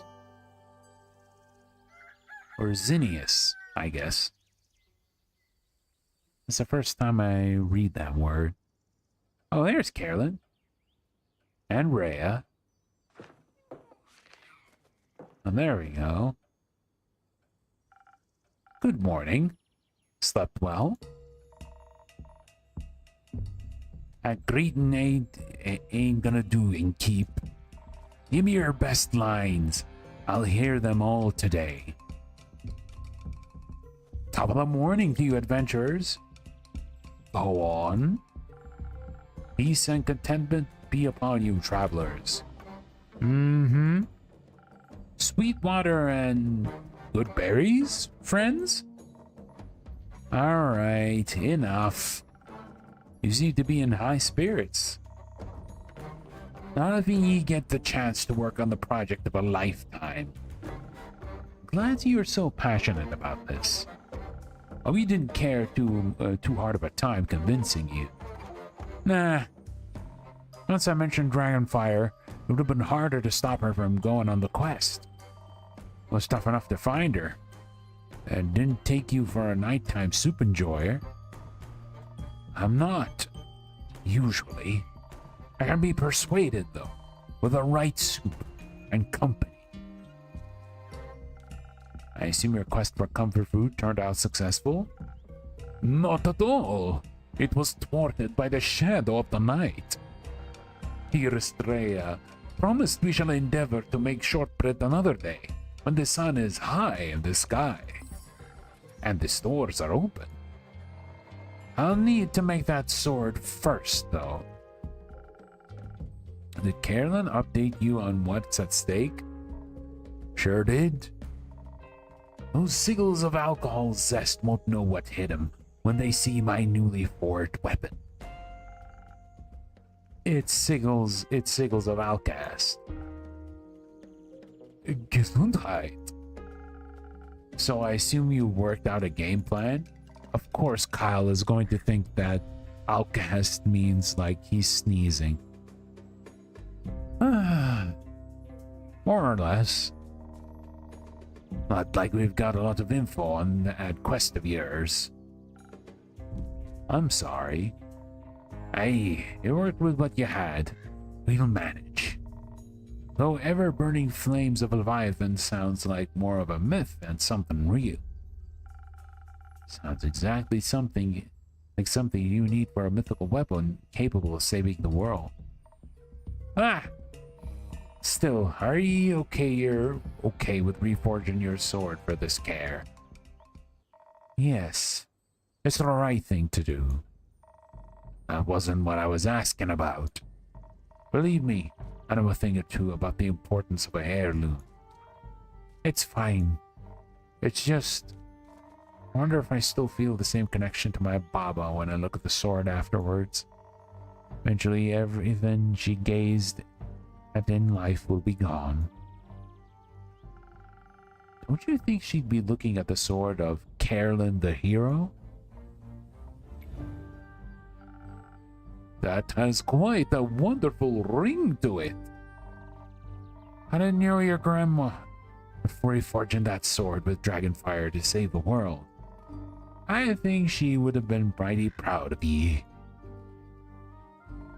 I'll make sure that weapon is the best anyone swung this side of the Aether Tree. You have a competition to win after all. Exactly. I've been thinking all night about what techniques to use. The design ain't exactly final, but I'll finish during our trip to the Highlands if I'm fast enough. Rhea, are you doing okay? You never heard of giving someone some time to think? You seem to be putting a lot of pressure on yourself. This can't be some simple run-of-the-mill weapon. And then there's so much to decide before starting the forging process. Hitting, quenching, tapering. And the 5 Varikan heat treatment techniques. And the 5 way. It could actually work. I'm surprised you still remember those. Certainly. You were very passionate about the method. I'm just stoked to get a weapon made by you, Rhea. If it's you, I know my Baba's sword is in good hands. You seem to have the forging part covered. Anything else planned for the rest of the quest? Right. Since we don't know much about who or what might be guarding the flame, we're taking Hex along. Should we counter any defenses of our magical sort? As for how to get to the Highlands, Clay and Tia couldn't come along, so let's hope Baya's up for helping us with our tree travel thing. Sometimes you've got your bases covered. Liz the main fighter, Rhea's the craftsmaster, X and Baya's magical support, and Kyla's... I'm afraid I won't be able to fill a role this time, Innkeeper. I tried to distract myself, but the mere thought of dear Evelyn hurt and alone, or worse. It struck me with a torment strong enough to make even this undead heart bleed with worry. No matter what transpired between us, all I craved was to know her safe. But to allow my dear friends to march into danger alone was no less distressing.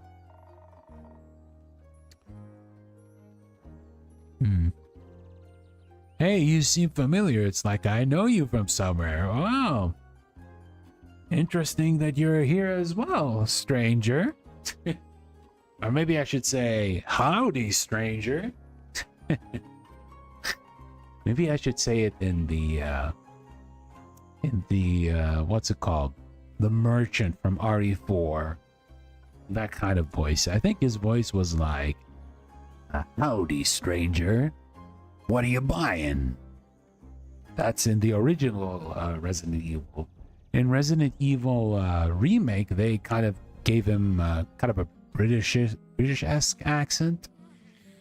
I guess it's a Cockney accent. I'm not sure, but yeah, it's a little bit different. He was almost inconsolable the entire evening. I didn't want to choose one side, only to lose the other forever. That's when I slammed my empty bowl of soup down on the table between us. We weren't gonna go off and die because he took his eyes off us for a few days. And yet, that very fate had struck me several times in the past. I said, well, to what be damned if he can never get me to see me master weapon. Doesn't matter if I have to chew my way through that tree myself, or the dead have a taste for bark anyways. It was as if those words were washed away. It's as if those words washed away most of the anguish that was ailing my soul. Surely it was time to believe in the future, and to reconcile with the past I left behind, all for my most cherished people, as long as I didn't forget along the way. But we found a work around that. Flesh cards! I just need to pull them out and be greeted by the wonderful cards prepared for me by Rhea and Carolyn, even though they may be far from me. That sounds great, Kyle. There is one about you as well. I'm honored. Seems like you thought of everything then. Hopefully. Some help from your drinks would be mighty appreciated nonetheless. Anything particular in mind? Some fire resistance seems like it could come in pretty handy. That does sound reasonable. We could focus on agility. We're already going that direction. Don't think we want to take whatever traps we run into head on. Add some strength as well, or anything we can't avoid. Add on fire resistance would definitely help with forging the weapon as well. Oh, the ghost berry I brought you yesterday. Wouldn't mind some invisibility either. It might give us some imaginative ways to deal with whatever challenges we end up facing. Concentrating on intelligence to take full advantage of that sounds like a good option too. Hex would like that, I bet.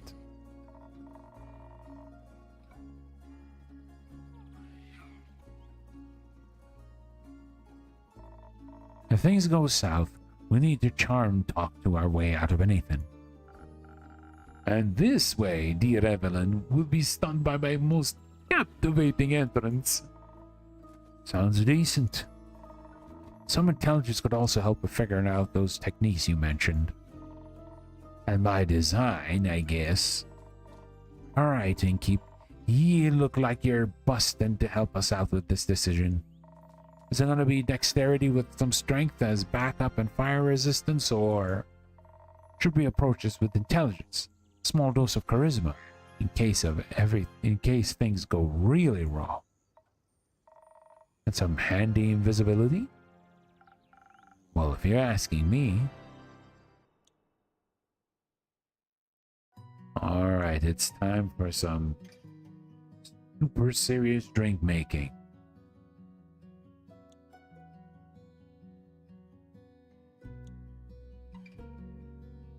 But just before I do that,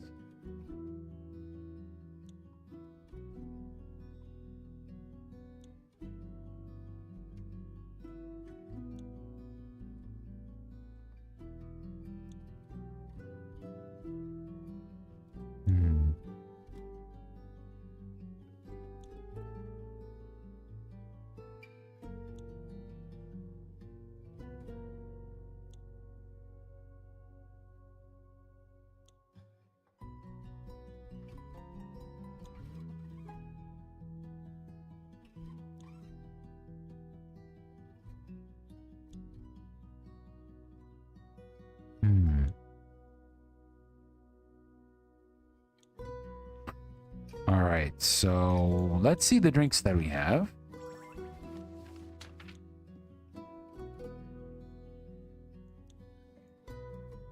So which one are we going to go for?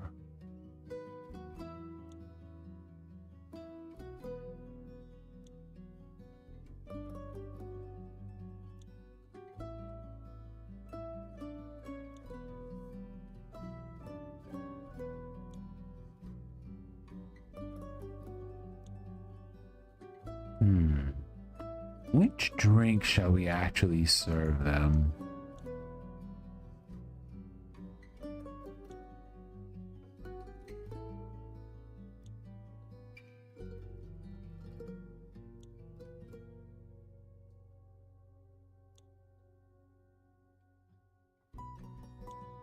Alright, let's pick the one that needs defense.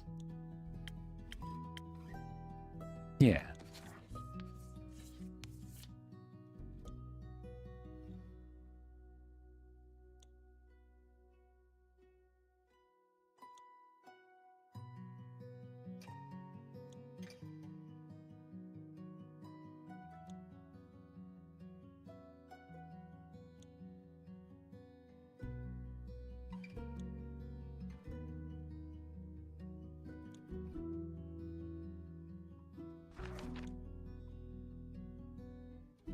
There, we got first snow up. So, what do they need when it comes to powering the beds? We need this person's face.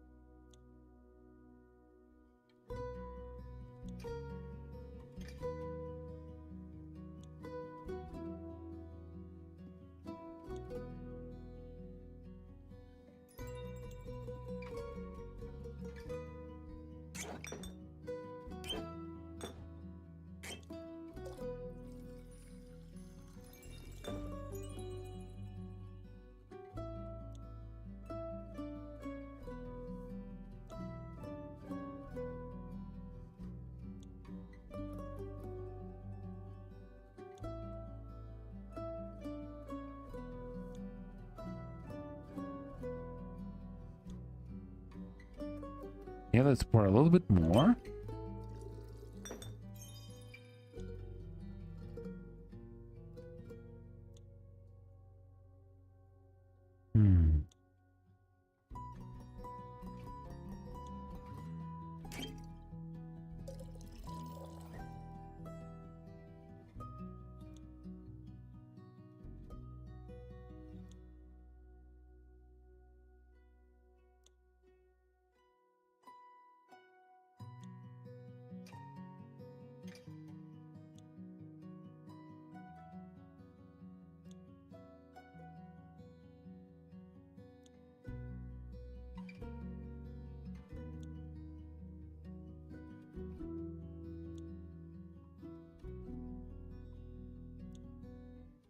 Maybe we'll put some charisma.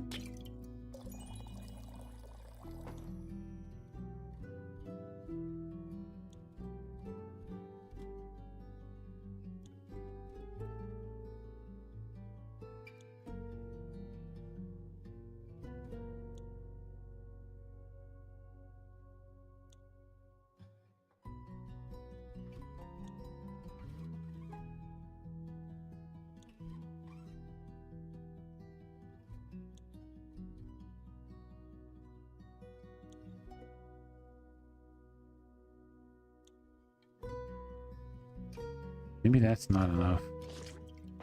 Did I actually get the right person?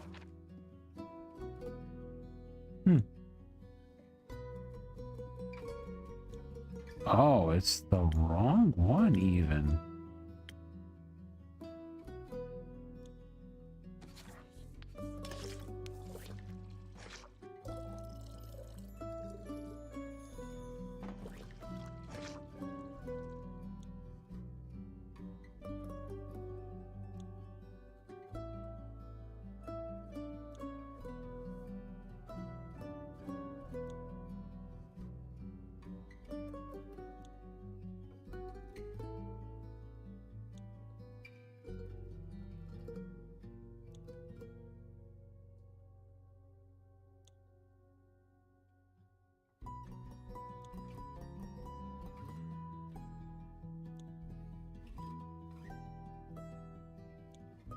this away. And what are we gonna do? Need something that boosts the brain power.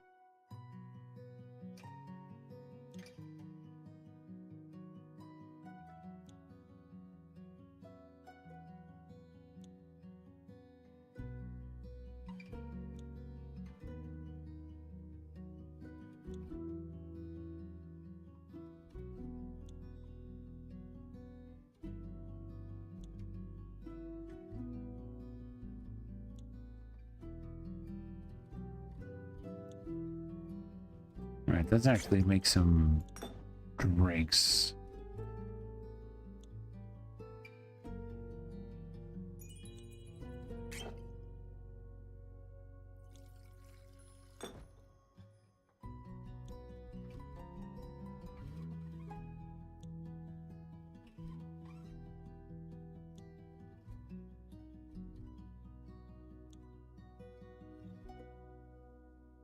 Okay, let's pour a little bit more.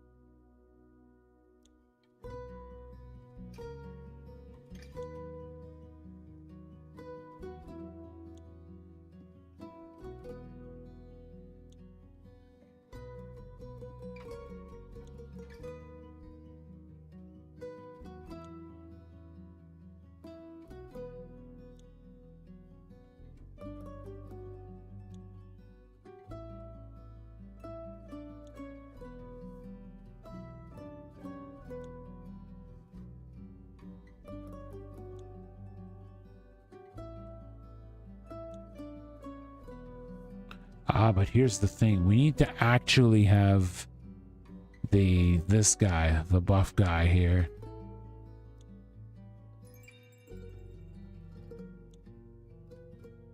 Shoot.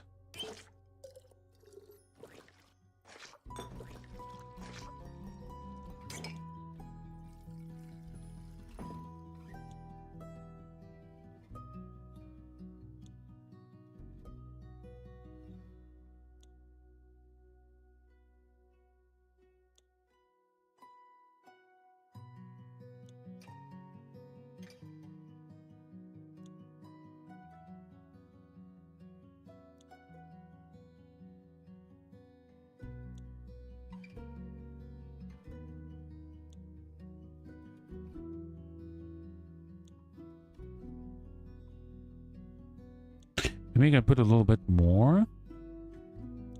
We'll see.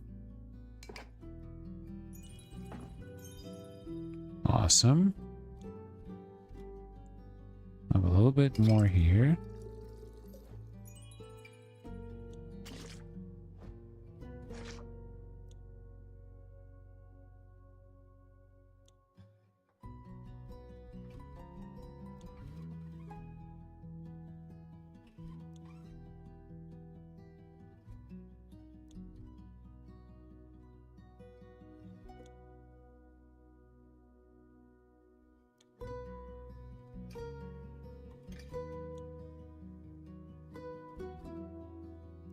Now then, let's probably add a little bit of this. Okay. All right, there we go.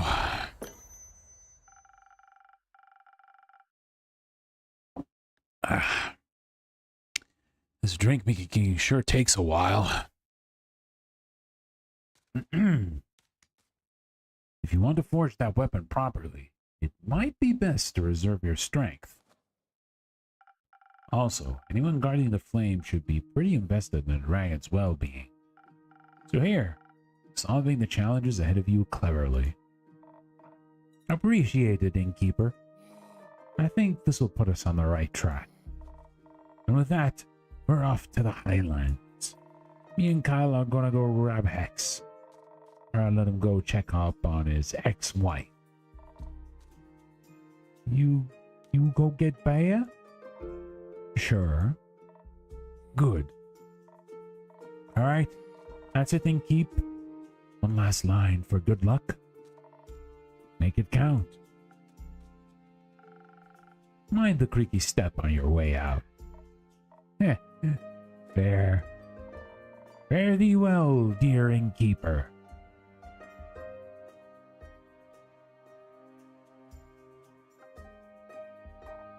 Kinda weird, isn't it?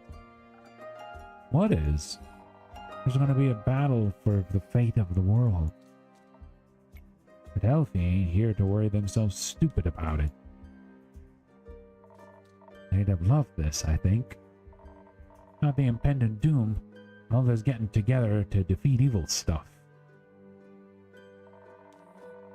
Be sure to tell those guys heading to the Twilight Portal to keep an eye out for a... I will. Good. Suppose it's time for me to head out as well. Stay safe, care. Always, innkeeper.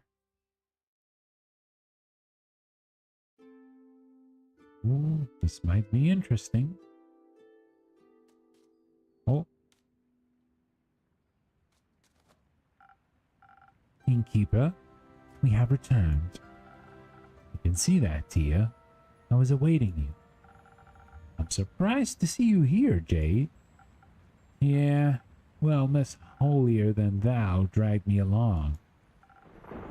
Some about finally doing my part. I distinctly remember you expressing open interest in our plight when we were talking to Iniko. I believe you asked multiple questions that indicated your desire to help. I remember asking how much you would pay, and you said nothing. So I said no thanks. And yet you didn't resist in coming along. Do you have a better job lined up, Jade? Not yet. Iniko and I are eyeing something, but... Yes, I've got some time to kill. Perhaps Iniko can help them too, then. They better. Not sure if I can deal with Princess here alone. No need to deal with me. I can handle myself. I'd love to have Iniko on the team. Me too. I assume you have written us a quest, Innkeeper? I have. Take a look.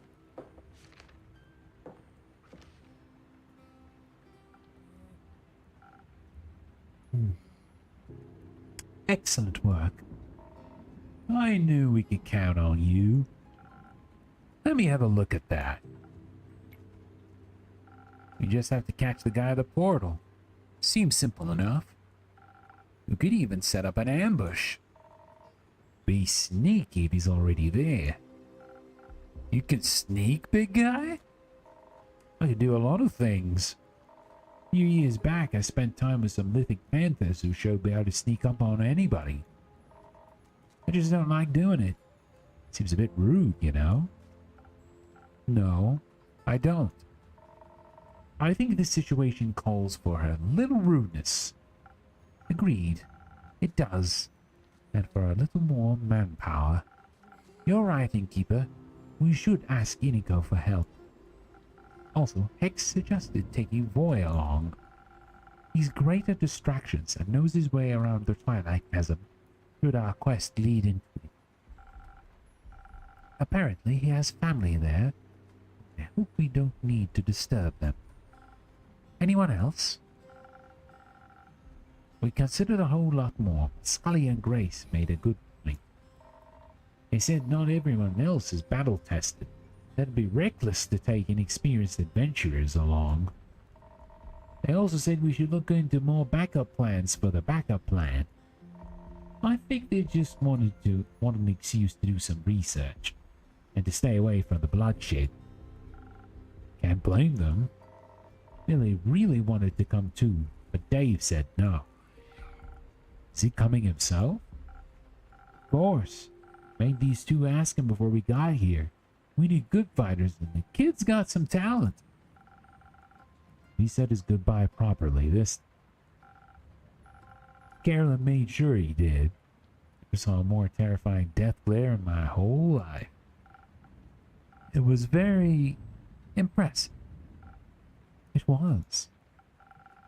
So, are you finished with your questions? Actually, could you review the plan for me one more time? It's been a long couple of weeks. Sure. So listen up. We make it to the Twilight Portal by the moon poles. We stop our big bad evil from going through. If we fail or be's faster than us, we chase him through the Twilight Chasm and into Earth. And we prevent him from getting that fancy axe. And if that fails, well, we stop him at all costs. Sounds like a good plan. While you're at it, will you keep an eye out for Fable for me? Of course. Now, Innkeeper, by the dragons and all that is holy in this world, can we count on your help again? Yes. What do you need? Easy. We just need to be quicker than that maniac. We should be the first to reach the portal. And we should be the first to attack him, all while dodging his counterattacks. Outspeeding him seems like the smartest option here. You're wrong. It's foolish to think his strikes won't be powerful. You need to be well protected against him, so we can take him down before he really hurts any of us. Don't be stupid. We're fast enough, he won't even get a chance to hurt us. I'd like you said to say that again when you're lying in a pool of your own blood. Okay, maybe we need both. It's just the balance that counts. We could focus on a whole lot of defense and keep some dexterity in our back pocket. And maybe some of the fast infusion thingies could make up the difference. I could hasten you with some golden feathers or saber fangs. Great! Alternatively, give us a lot of dexterity instead, and just a little bit of defense on top. And to make sure we don't get hurt, you can give us some of that frost armor Scully keeps talking about. Sure thing. Not enough frozen pine cones left for that. I don't think Jade and Tia can make a decision without bloodshed. So, can you help us out? Of course.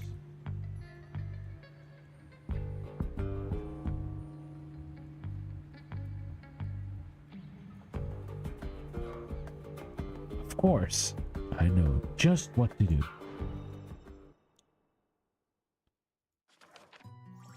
Alright, now we have two choices again. We just gotta think properly, which choice are we going to go for?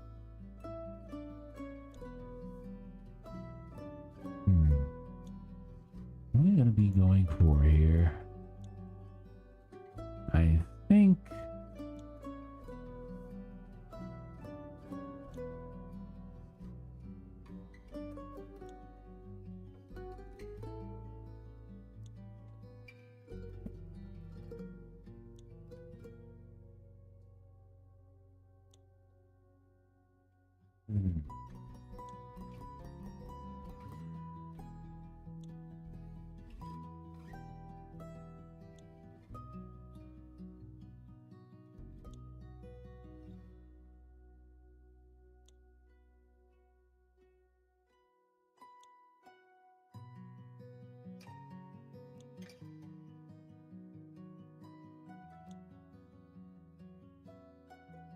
Hmm.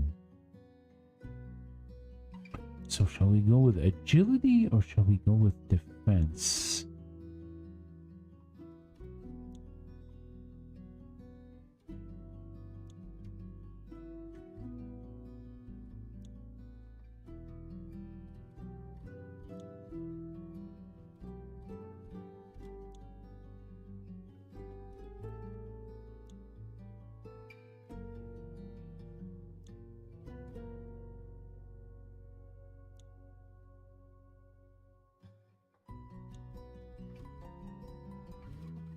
I guess we'll be going for...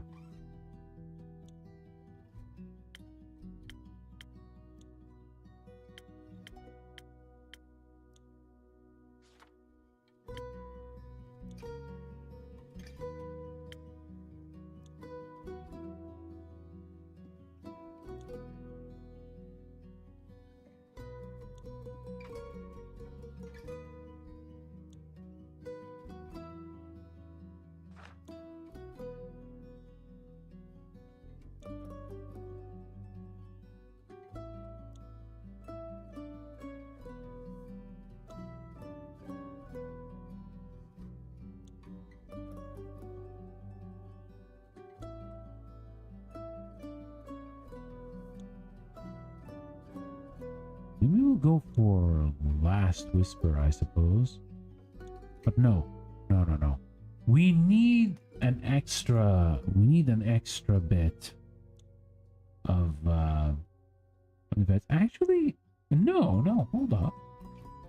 This actually does cover it. Hold on. Let's see what is the... Where it needs the ice.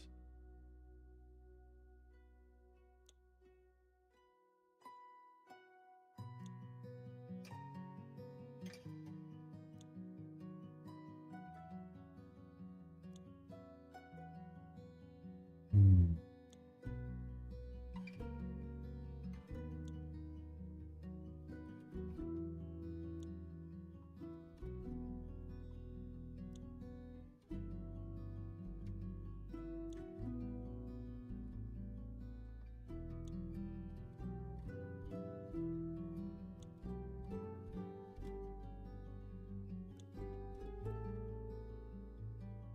Let me... Where's the one with the snowflake? Oh, there it is. I think this is the one.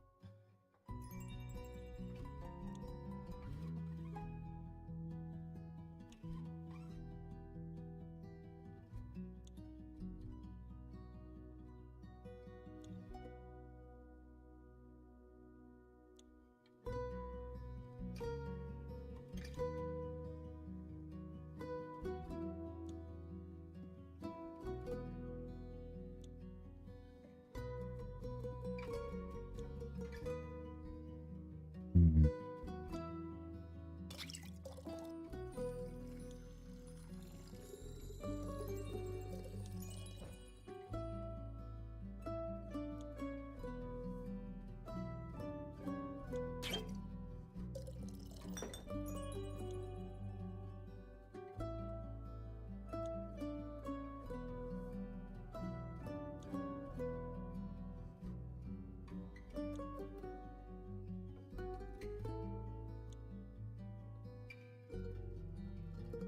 Nah, that ain't right.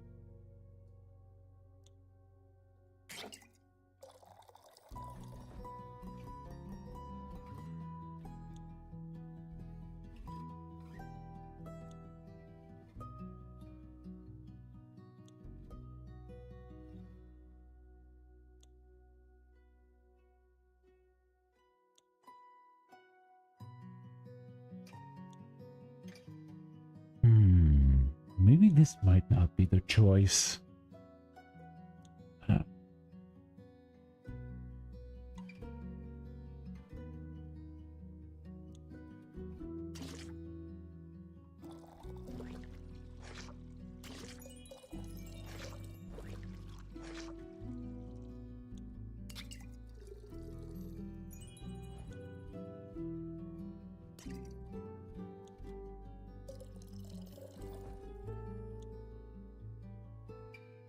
Hey, Slevins, welcome. How are we doing?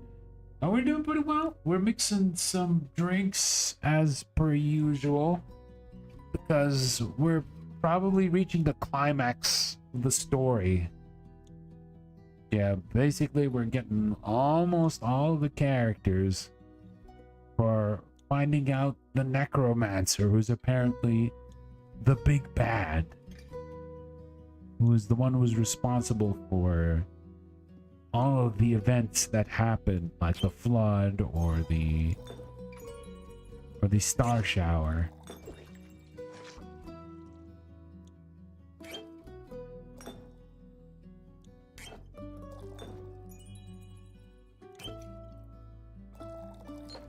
This might not be the one.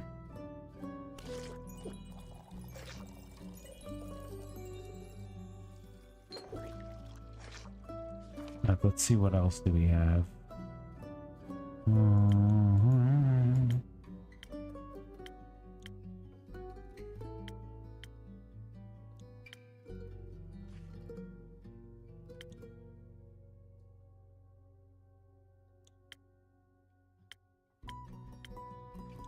Could go for Frosted Lagoon.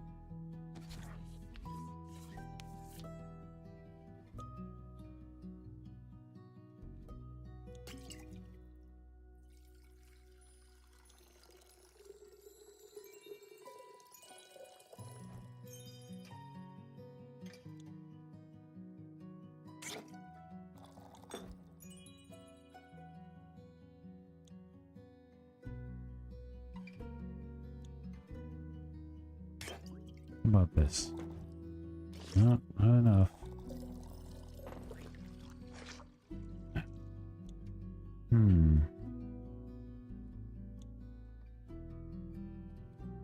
Maybe we can actually just do the drink first, and then we toss that in.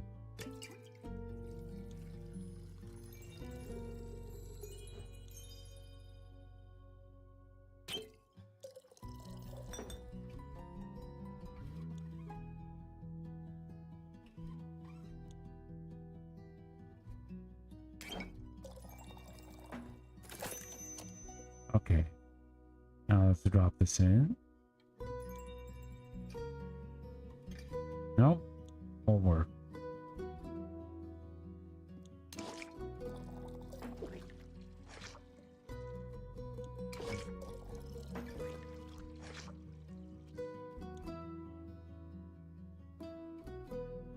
Let's try this again.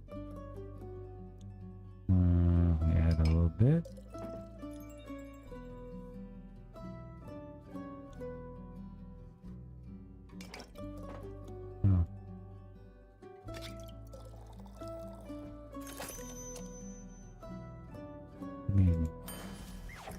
I guess this will work. Do you have to use the pine cone? Yes, we have to.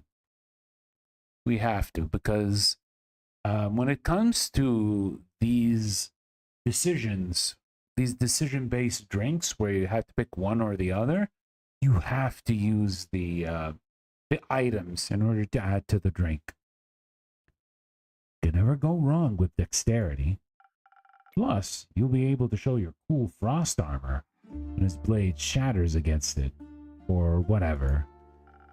I knew you'd make the right choice, Innkeeper. There was no right choice, Jade. You both wanted the same thing in different proportions. And you chose the cooler one. Well, the more reckless one. I'll wait outside. Catch up with me when you're ready to admit I was right. All right, Clay. Let's go.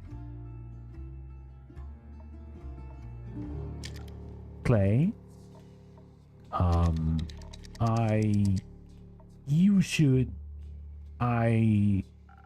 you okay? No, don't think so. Aren't you scared? Of what? Well, we're doing pretty well. We're moving on in the story. We're doing pretty well. All of this fate of the world is a very heavy weight to bear, don't you think? What if someone gets hurt and I can't stop it? What if I can't protect you and the others, and the world, and the ferrets? Hey, stop. Please. For a moment. Just stop. Are you liking the game so far? I've been liking it for quite a while. It's pretty nice. Like I said, art is good. The devs really wrote a lot when it comes to the game's lore, and the characterization is pretty nice. Especially when having them interact with each other. I mean, that's like the important thing when it comes to a visual novel. You have good story, a good characterization, and these characters should like interact with each other pretty well. And yeah, it got all the correct check marks for these things. I know this is scary. Truth be told, I'm scared too. My whole life has been building up to this moment. I've been always told I'm meant to save people, and if I can't, what's the point of me, you know? You are the point. I'm glad you exist, even if you don't save anyone. You're not some mythical savior. You're my friend. And you're mine. I'm a little less afraid because I have you with me. You taught me how to value myself as a person, despite all the weight on my shoulders. I wish you would do the same for yourself. I promise you, together we will get through this. And we will save each other and our friends, and the world, and all of the ferrets. And the innkeeper while we're at it. Thank you. I appreciate being included.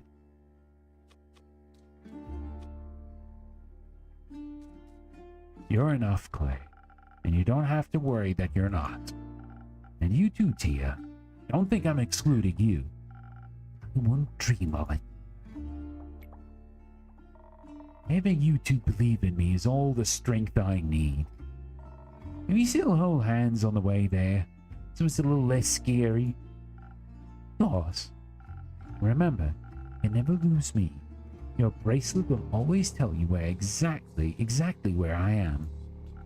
And if you get lost somehow, despite your impeccable sense of orientation, mine will help me find you too. You just get lost looking.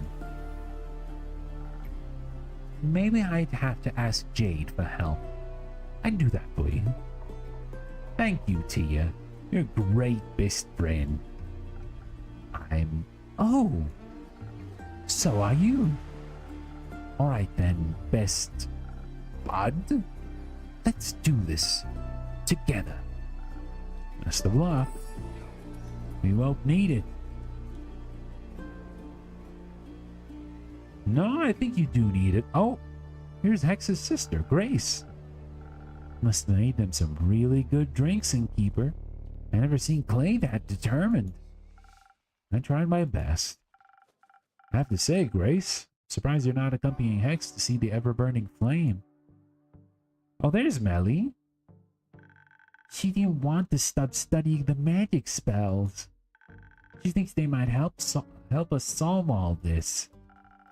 I think what might help me right now is a drink. Something that'll get my thoughts flowing gracefully despite all this mess. Give me a moment. Let's see what Grace wants. Something that focuses on intelligence. Easy. We'll just have the silent owl.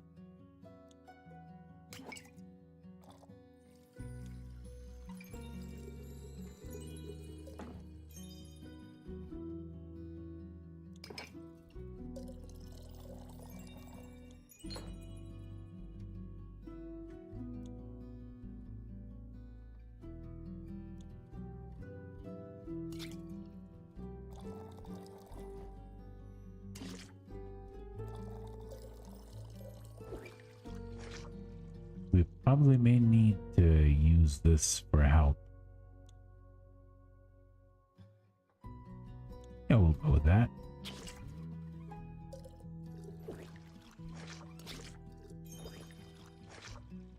Excellent. Now, we can just do a little bit of this. And then we can do a little bit of this. And there we go. Silent Owl.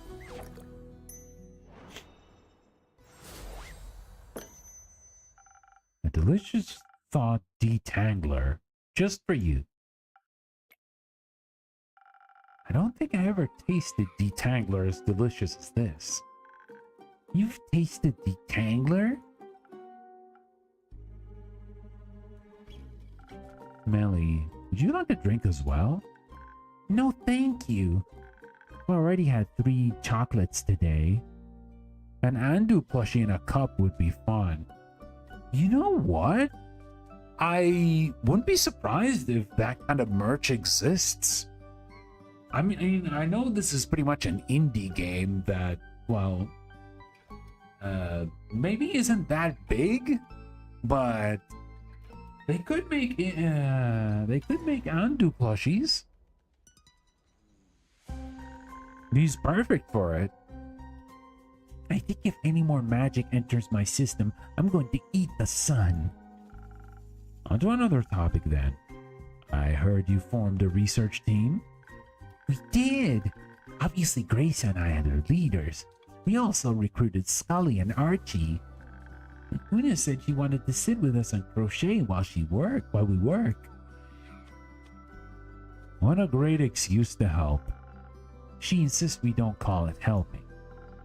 Of course she does. Wait, it's a he? Andu is the lizard. Andu is the lizard. Yeah, that's definitely a he.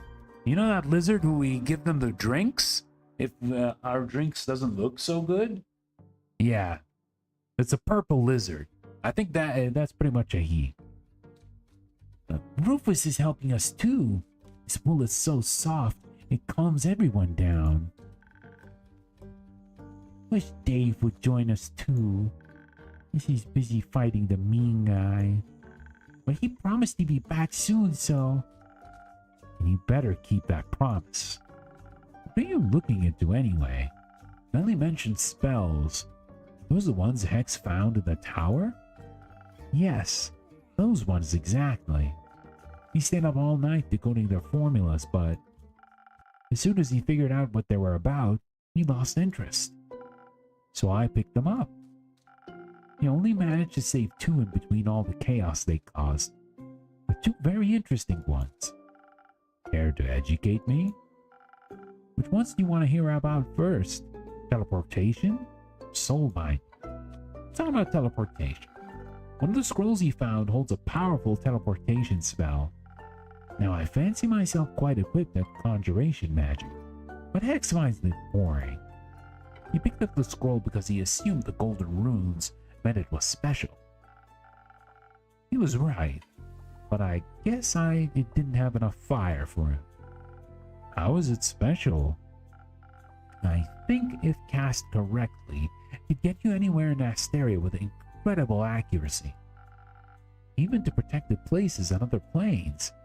But I'm trying to figure out how to use it without destroying myself. It requires more mana than people usually have in their body. So you think it'll kill its caster? Almost certainly so. It still has a lot of promise. Maybe I can modify it. What about the other scroll? The other scroll. Hex brought home a glass case with a glowing, floating scroll inside. After we got it out and removed all the protective runes, he was pretty disappointed. Brittle locked glass case and protective runes? Seems like someone didn't want it to be used. I'm pretty sure I know why. It describes pulling souls right out of people's bodies and binding them into objects. Completely volatile magic and dangerous. Assume it's been a little hard to translate. I've tried to figure out any side effects it may have, so I can convince Hex not to use it whenever he's slightly inconceived. Good luck with that. Yeah, I'm pretty sure that's the same power that Shang Tsung has. Thank you.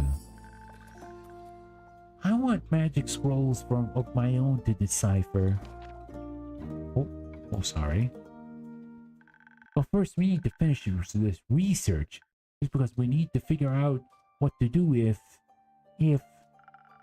It's just nice to have something to do, is all.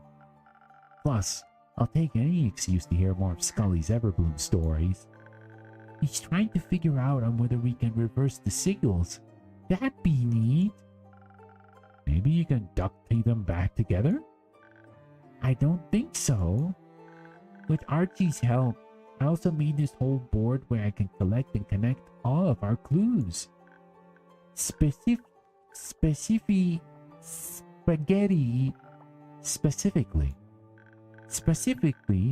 I've been looking into who exactly that necromancer guy could be.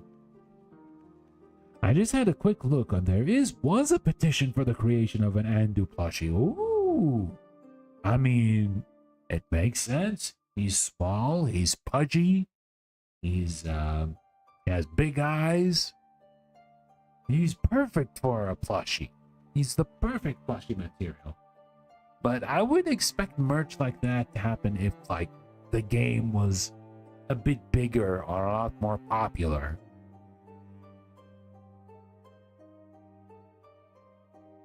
I do think it seems to have some pretty good reviews on Steam at least, but I'm not sure overall if there are like a lot of people actually reading this. Like even when I see on Twitch the number of people like followed the game on Twitch, because you know it's not the perfect metric, but it does give you a decent idea. It does give you a decent idea on how many people are interested in the game, and it has like around 200-ish people who are following the game on Twitch. You realize you just described yourself too in Chibi. Wow.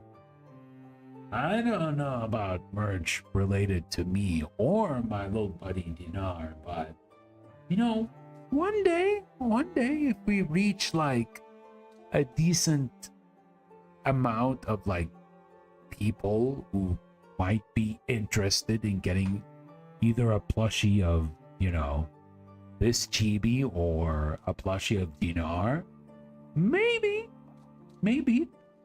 never say never. I would say never say never. Specifically, I've been looking into who exactly that necromancer guy could be. Clay said he noticed some flowers on his armor, and I think that might be a clue. Maybe he's a florist, or they're zombie flowers, or he wants to destroy all the flowers. All right, good night, stranger. Rest well. Have a good sleep. Because if we figure out his motive, we can figure out who he is, and then we can figure out his weaknesses. Not that we'll need them, because Dave and the others will. What did he say? Kick his abs! Looking into it makes me... Hummer? Yes. Kick his abs. Ah, man. Melly is very charming. He'll be alright, right, Innkeeper? The zombies aren't going to eat them like they ate my parents. They won't. They'll all protect each other. He'll come back for you. I hope so. I don't want that to happen again.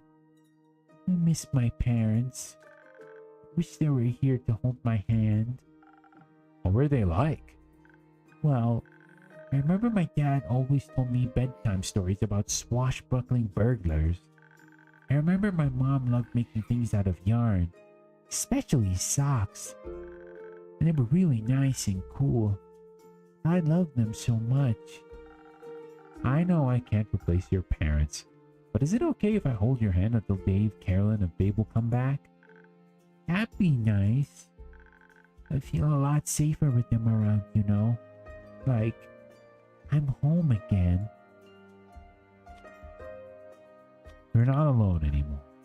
I know, and that makes me feel a lot braver. But enough dramatic backstory, turning it to Dave. Just less repressed and gay for Fable. Maybe it's time to head out. We'll update you on our research tomorrow, Innkeeper. First, we're going to get a lot of ice cream. Exactly. When I promised she'd make some. Save some for me. We'll try. Ah.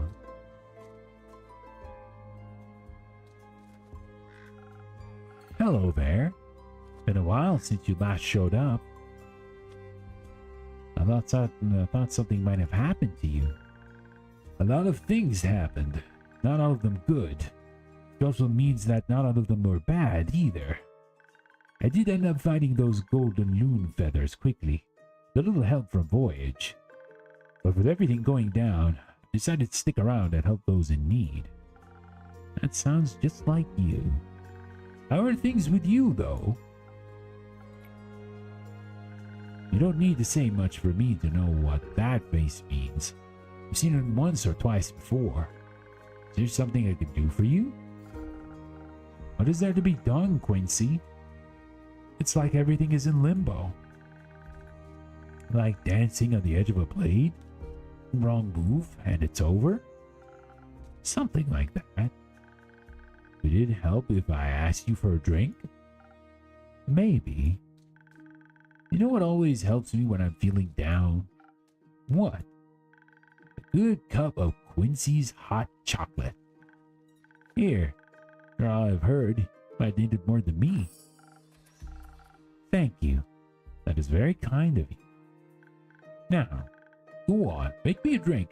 This one or another one, whatever you'd like.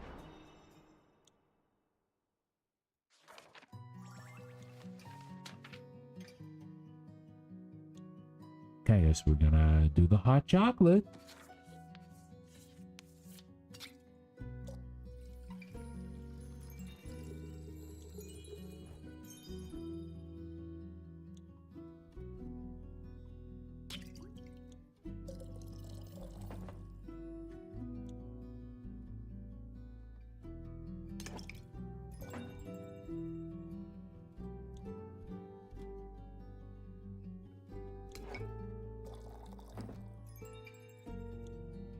We may need,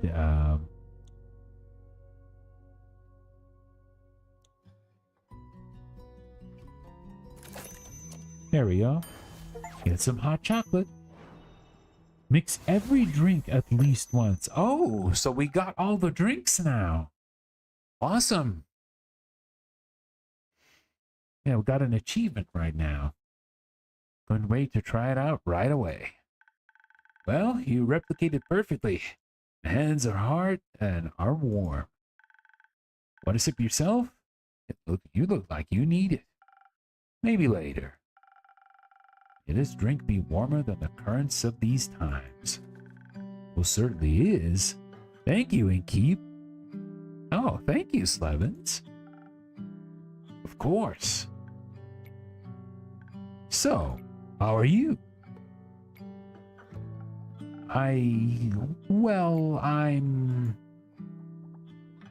I'm okay, I think. It's hard to tell, but I think things could be worse. They always could be. Blessed and cursed with the gift of imagination, after all. Doesn't mean the way it is always feels good. No, but I'm not alone. That helps. It's been a while since I've heard you say that. Must have been nice to feel that way again. And a little terrifying. Didn't think I'd care again. I didn't want to. But it just happened? Yes. Just like that. Not my consent, I might add. The heart wants what it wants. And sometimes what it wants is friendship. I can see how that's a scary feeling. So many things are on the line now. That's more than you bargained for. It was easier when I just looked away. Would you rather look away than help your patrons? Your friends?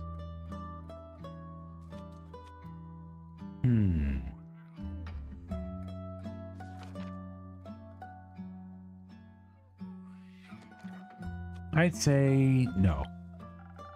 Now I have to face the fear of losing them. Funny. Funny? Did you swear to me you were done fearing death? That you had nothing left to lose? Sometimes lying to ourselves is easier than lying to others, I guess. I'll keep my "I'll told you so" to myself. I just feel like I'm stuck in an endless cycle. There's no way out that doesn't tear me apart. Would it help you that we know we've all felt like that at some point in our lives? Not really, no. Let me leave you with this instead. Love may come at the price of a loss. The inevitability of loss also comes with the reward of love. You can't lose something without having to love it. So you should love whatever it is you fear to lose. Those are the moments that matter. Moments that makes your life worth living. Besides, you have the power to step out of that cursed circle anytime.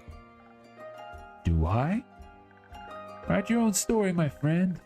Don't doom yourself because you think it's what you deserve. Forgot how good you are at giving advice. Makes me a bit envious. You'll get there eventually. Hope so. Thanks for checking in. I think I needed that. Of course. Please don't stop reaching out. Safety and isolation is not worth the loneliness. I'll try to remember that. You better. Now, I heard the night market is close by, and I really don't want to waste this opportunity, so don't let me hold you back. Till next time, take care of yourself, be kind to yourself, and be safe out there. Why don't I get a catchphrase? Oh well, it comes with age. Maybe next millennium. Next millennium? Huh. I guess this innkeeper might be more immortal than we think he is.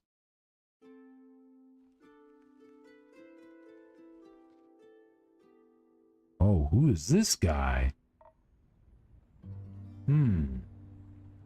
Hello. Greetings, traveler.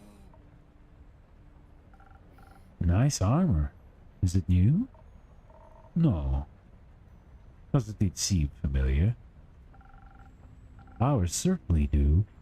Did you keep my books? The safety of isolation is not worth the loneliness. Damn, that is really deep indeed. He had some pretty good advice, 100%. Like, sometimes some people have the feeling that they want to be alone and they don't want to be, like, bothered by other people. And that's understandable, right? Even the most extroverted of people want their alone time sometimes. And it's understandable. But even introverts would want at least contact with people. Though I'm not going to speak for all of them, but I would say at least like a good amount of them would want contact in some form or some shape, but they won't be the ones initiating it most of the time.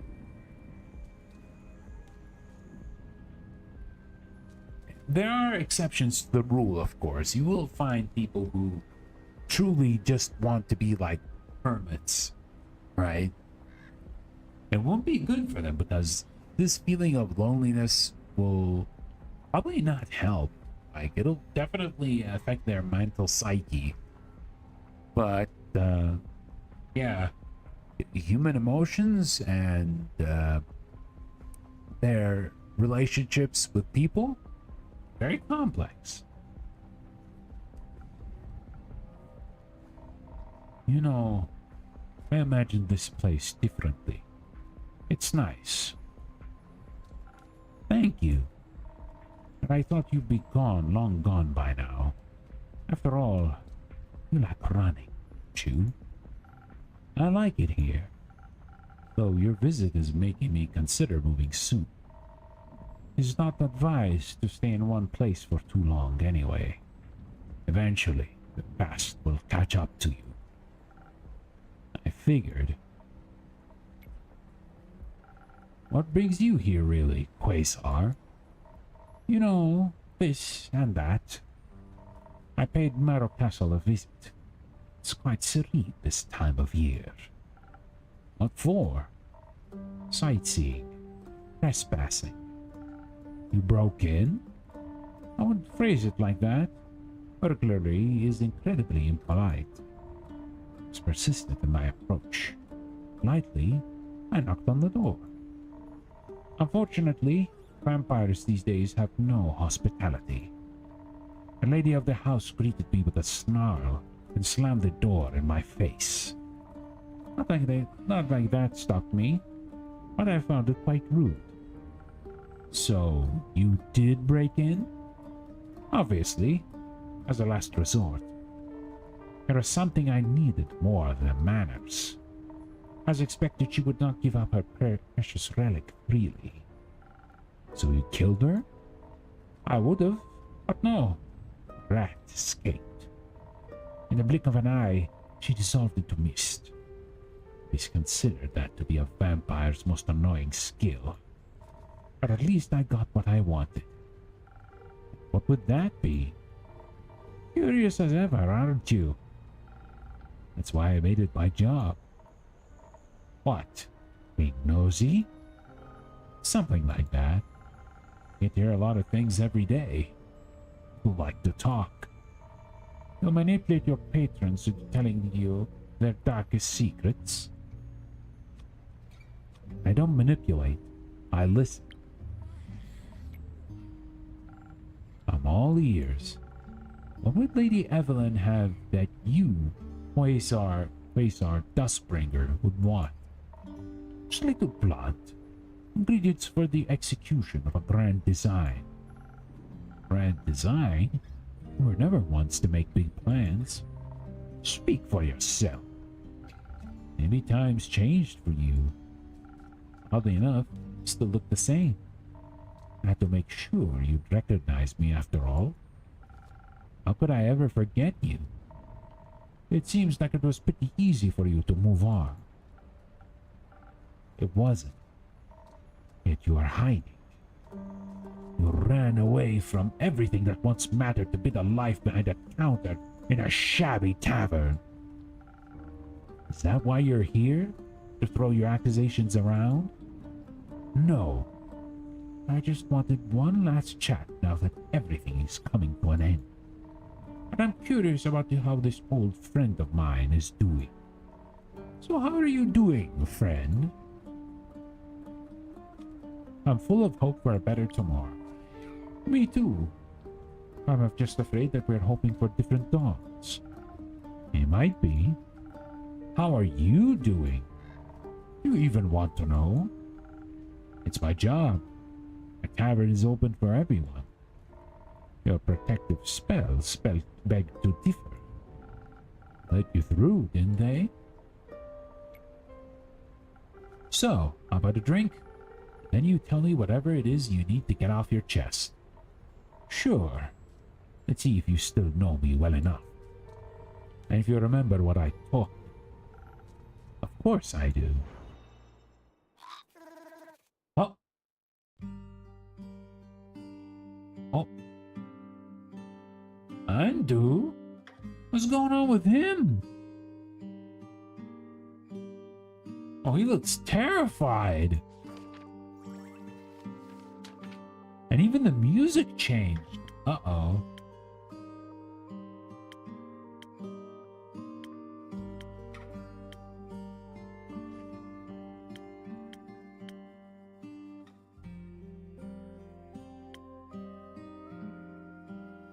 I guess we'll go with spoken heart. Oh, it's the same song. One of the two, I think 3 songs that we do for drink making. Oh, Andu, don't be scared, little guy. Look at him. He doesn't look as happy as we always see him. Poor little fella.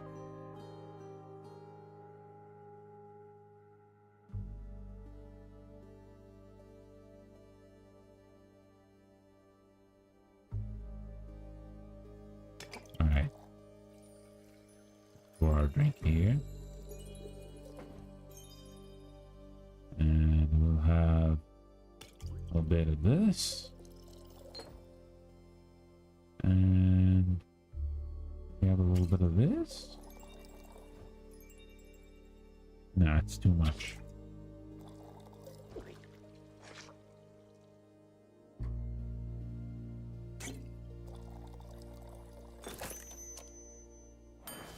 There you go. Seems like this new customer is very dangerous. He seems like an old friend that he knows. How about this? Sweet and chatty. Not bad. Must taste like back in the day. You think I forget? Yes. I assumed you are as good as abandoning memories as you are at abandoning people. Ouch.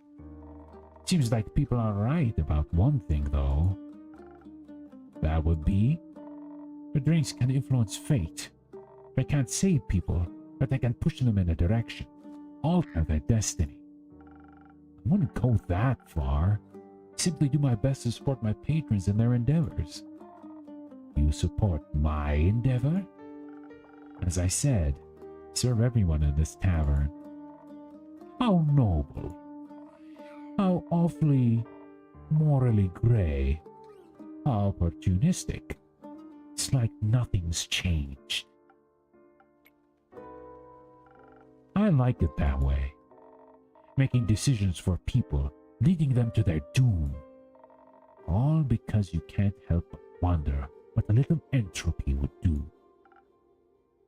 I help. You help, sure. You always like to help when it's most convenient for you, when it got people to love you. I hope all your helping has aided you in forgetting them. I didn't forget them. Oh, is that so? I couldn't sleep for months. My heart bled and bled until there was nothing left to bleed. I was alone. And by the end of it, when nothing was left, it's just one question. How could the one person I trusted with my life turn on me like that? How dare he leave me with nothing but the stars, staring at them alone? Wondering whether the blood would ever wash off, and how by the dragons and their false light. This is all you've done with your freedom, this dastardly achieved freedom. This. There's still blood on our hands. It took me way too long to realize that I didn't have to give up. I'm not like you. That it doesn't have to be their blood that sticks to my hands. They're gone. Not for much longer. Soon the star rain and the flood that washed away our yesterday will open the gates to a new tomorrow. A new horizon, unhaunted by still ghosts. Faisar, innkeeper, would you do something like this? We owe it to them. The you I knew would have agreed. The me you knew was foolish. Some situations are hopeless and some decisions aren't easy. Decisions are quite easy if you set your mind to it. Say I need to tear apart Cassiopeia's wings for the stars to rain upon Gaia. An ambitious task. I could decide not to abandon my plans because I'm intimidated by the complexity. Scared of the consequences. No, instead I chose to stick with it and get what I want. I don't give up. I succeed. It truly is that simple. If you care, you'll get it done, no matter how much effort it may take. Everyone was dead. I wasn't. Did we promise to always stand by each other's side? To never be alone again? We did. Didn't they deserve the same? They did. And why are you here and they aren't? I don't know. Me neither. What did we mean to you? Nothing! We meant nothing to you. The home we built, it meant so little. That's not true. You still ponder about the meaning of life, watching the stars? No, there aren't any anymore. It's better that way.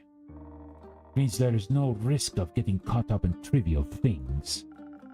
Like getting up in the thought of a world without pain. Like that. So naive. So stupid. It meant everything to me. Don't lie to me. I've seen through your charade. Your tricks do not work on me anymore. Look at the stars now as they lie at our feet. A declaration of your failure, an elegy to your cowardice, and a demonstration of my endurance. Everything is set. Everyone will get what they deserve. Even your little replacements. Soon there will be no more but a fading memory on the horizon. Feels familiar, does it? They're alive. They can be saved. They're alive indeed. What you should ask yourself is for how much longer? And if the time comes, will you run again? No. But you sent them to their deaths, did you not? I sent them to stop you. I'm aware. Which reminds me, I'll have to leave soon before your little pawns interfere with my threads of fate. Gertrude, come on. It's time to go home. Huh? Oh, it's his bird. Interesting.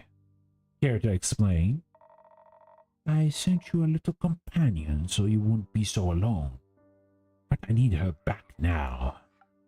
You know how I value my privacy. I value the perfect execution of my plan.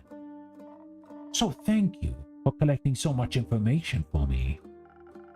You don't have to do this. I don't, but I will. Anyway, I got somewhere to be. Speaking of which, my invitation, the offer still stands. Join me and watch as I repair what you've destroyed 30 years ago. Join me to witness the renaissance of times past. I can't. My place is here. What a pity. It pains me to see you haven't changed one bit. I've moved on. You should try it sometime. Spoken like a true coward. It's not like I need you anyway. Not anymore. See you soon, old friend. Not.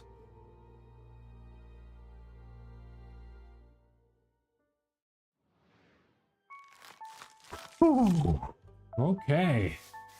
Yeah, we are really getting close to the ending of this. Yeah, we're really getting close to the ending. But, the Wheel of Fortune. But, we're probably gonna have to keep it for next time. because we've already been almost at 3 hours and a half, and I think it should be a pretty good place to stop, at least for this. Now, yeah, this story has been ramping up pretty hard, and we finally get to see who the big bad is, and surprisingly enough, he's connected to the innkeeper. But with these decisions that we made when it comes to our drinks, I wonder if we're going to get the proper conclusion, right? I hope that we don't get to lose other people like we did with Archie's friend, but we'll have to wait and see. Like the title of the Wheel of Fortune, that's going to be an interesting one, and no, Vanna White will not be in this. But with that said, thank you everyone for watching tonight, either live or via the archives. Tomorrow I'll be having a day off, but hopefully I'll be preparing the schedule. And yeah, we're definitely going to be playing this next week as well. Maybe we might finish it next week. Who knows? Who knows? Yeah. Anyway, guys, please take good care of yourselves. Hope you all have a great night, evening, or afternoon, and I'll see you all very, very soon. Bye-bye.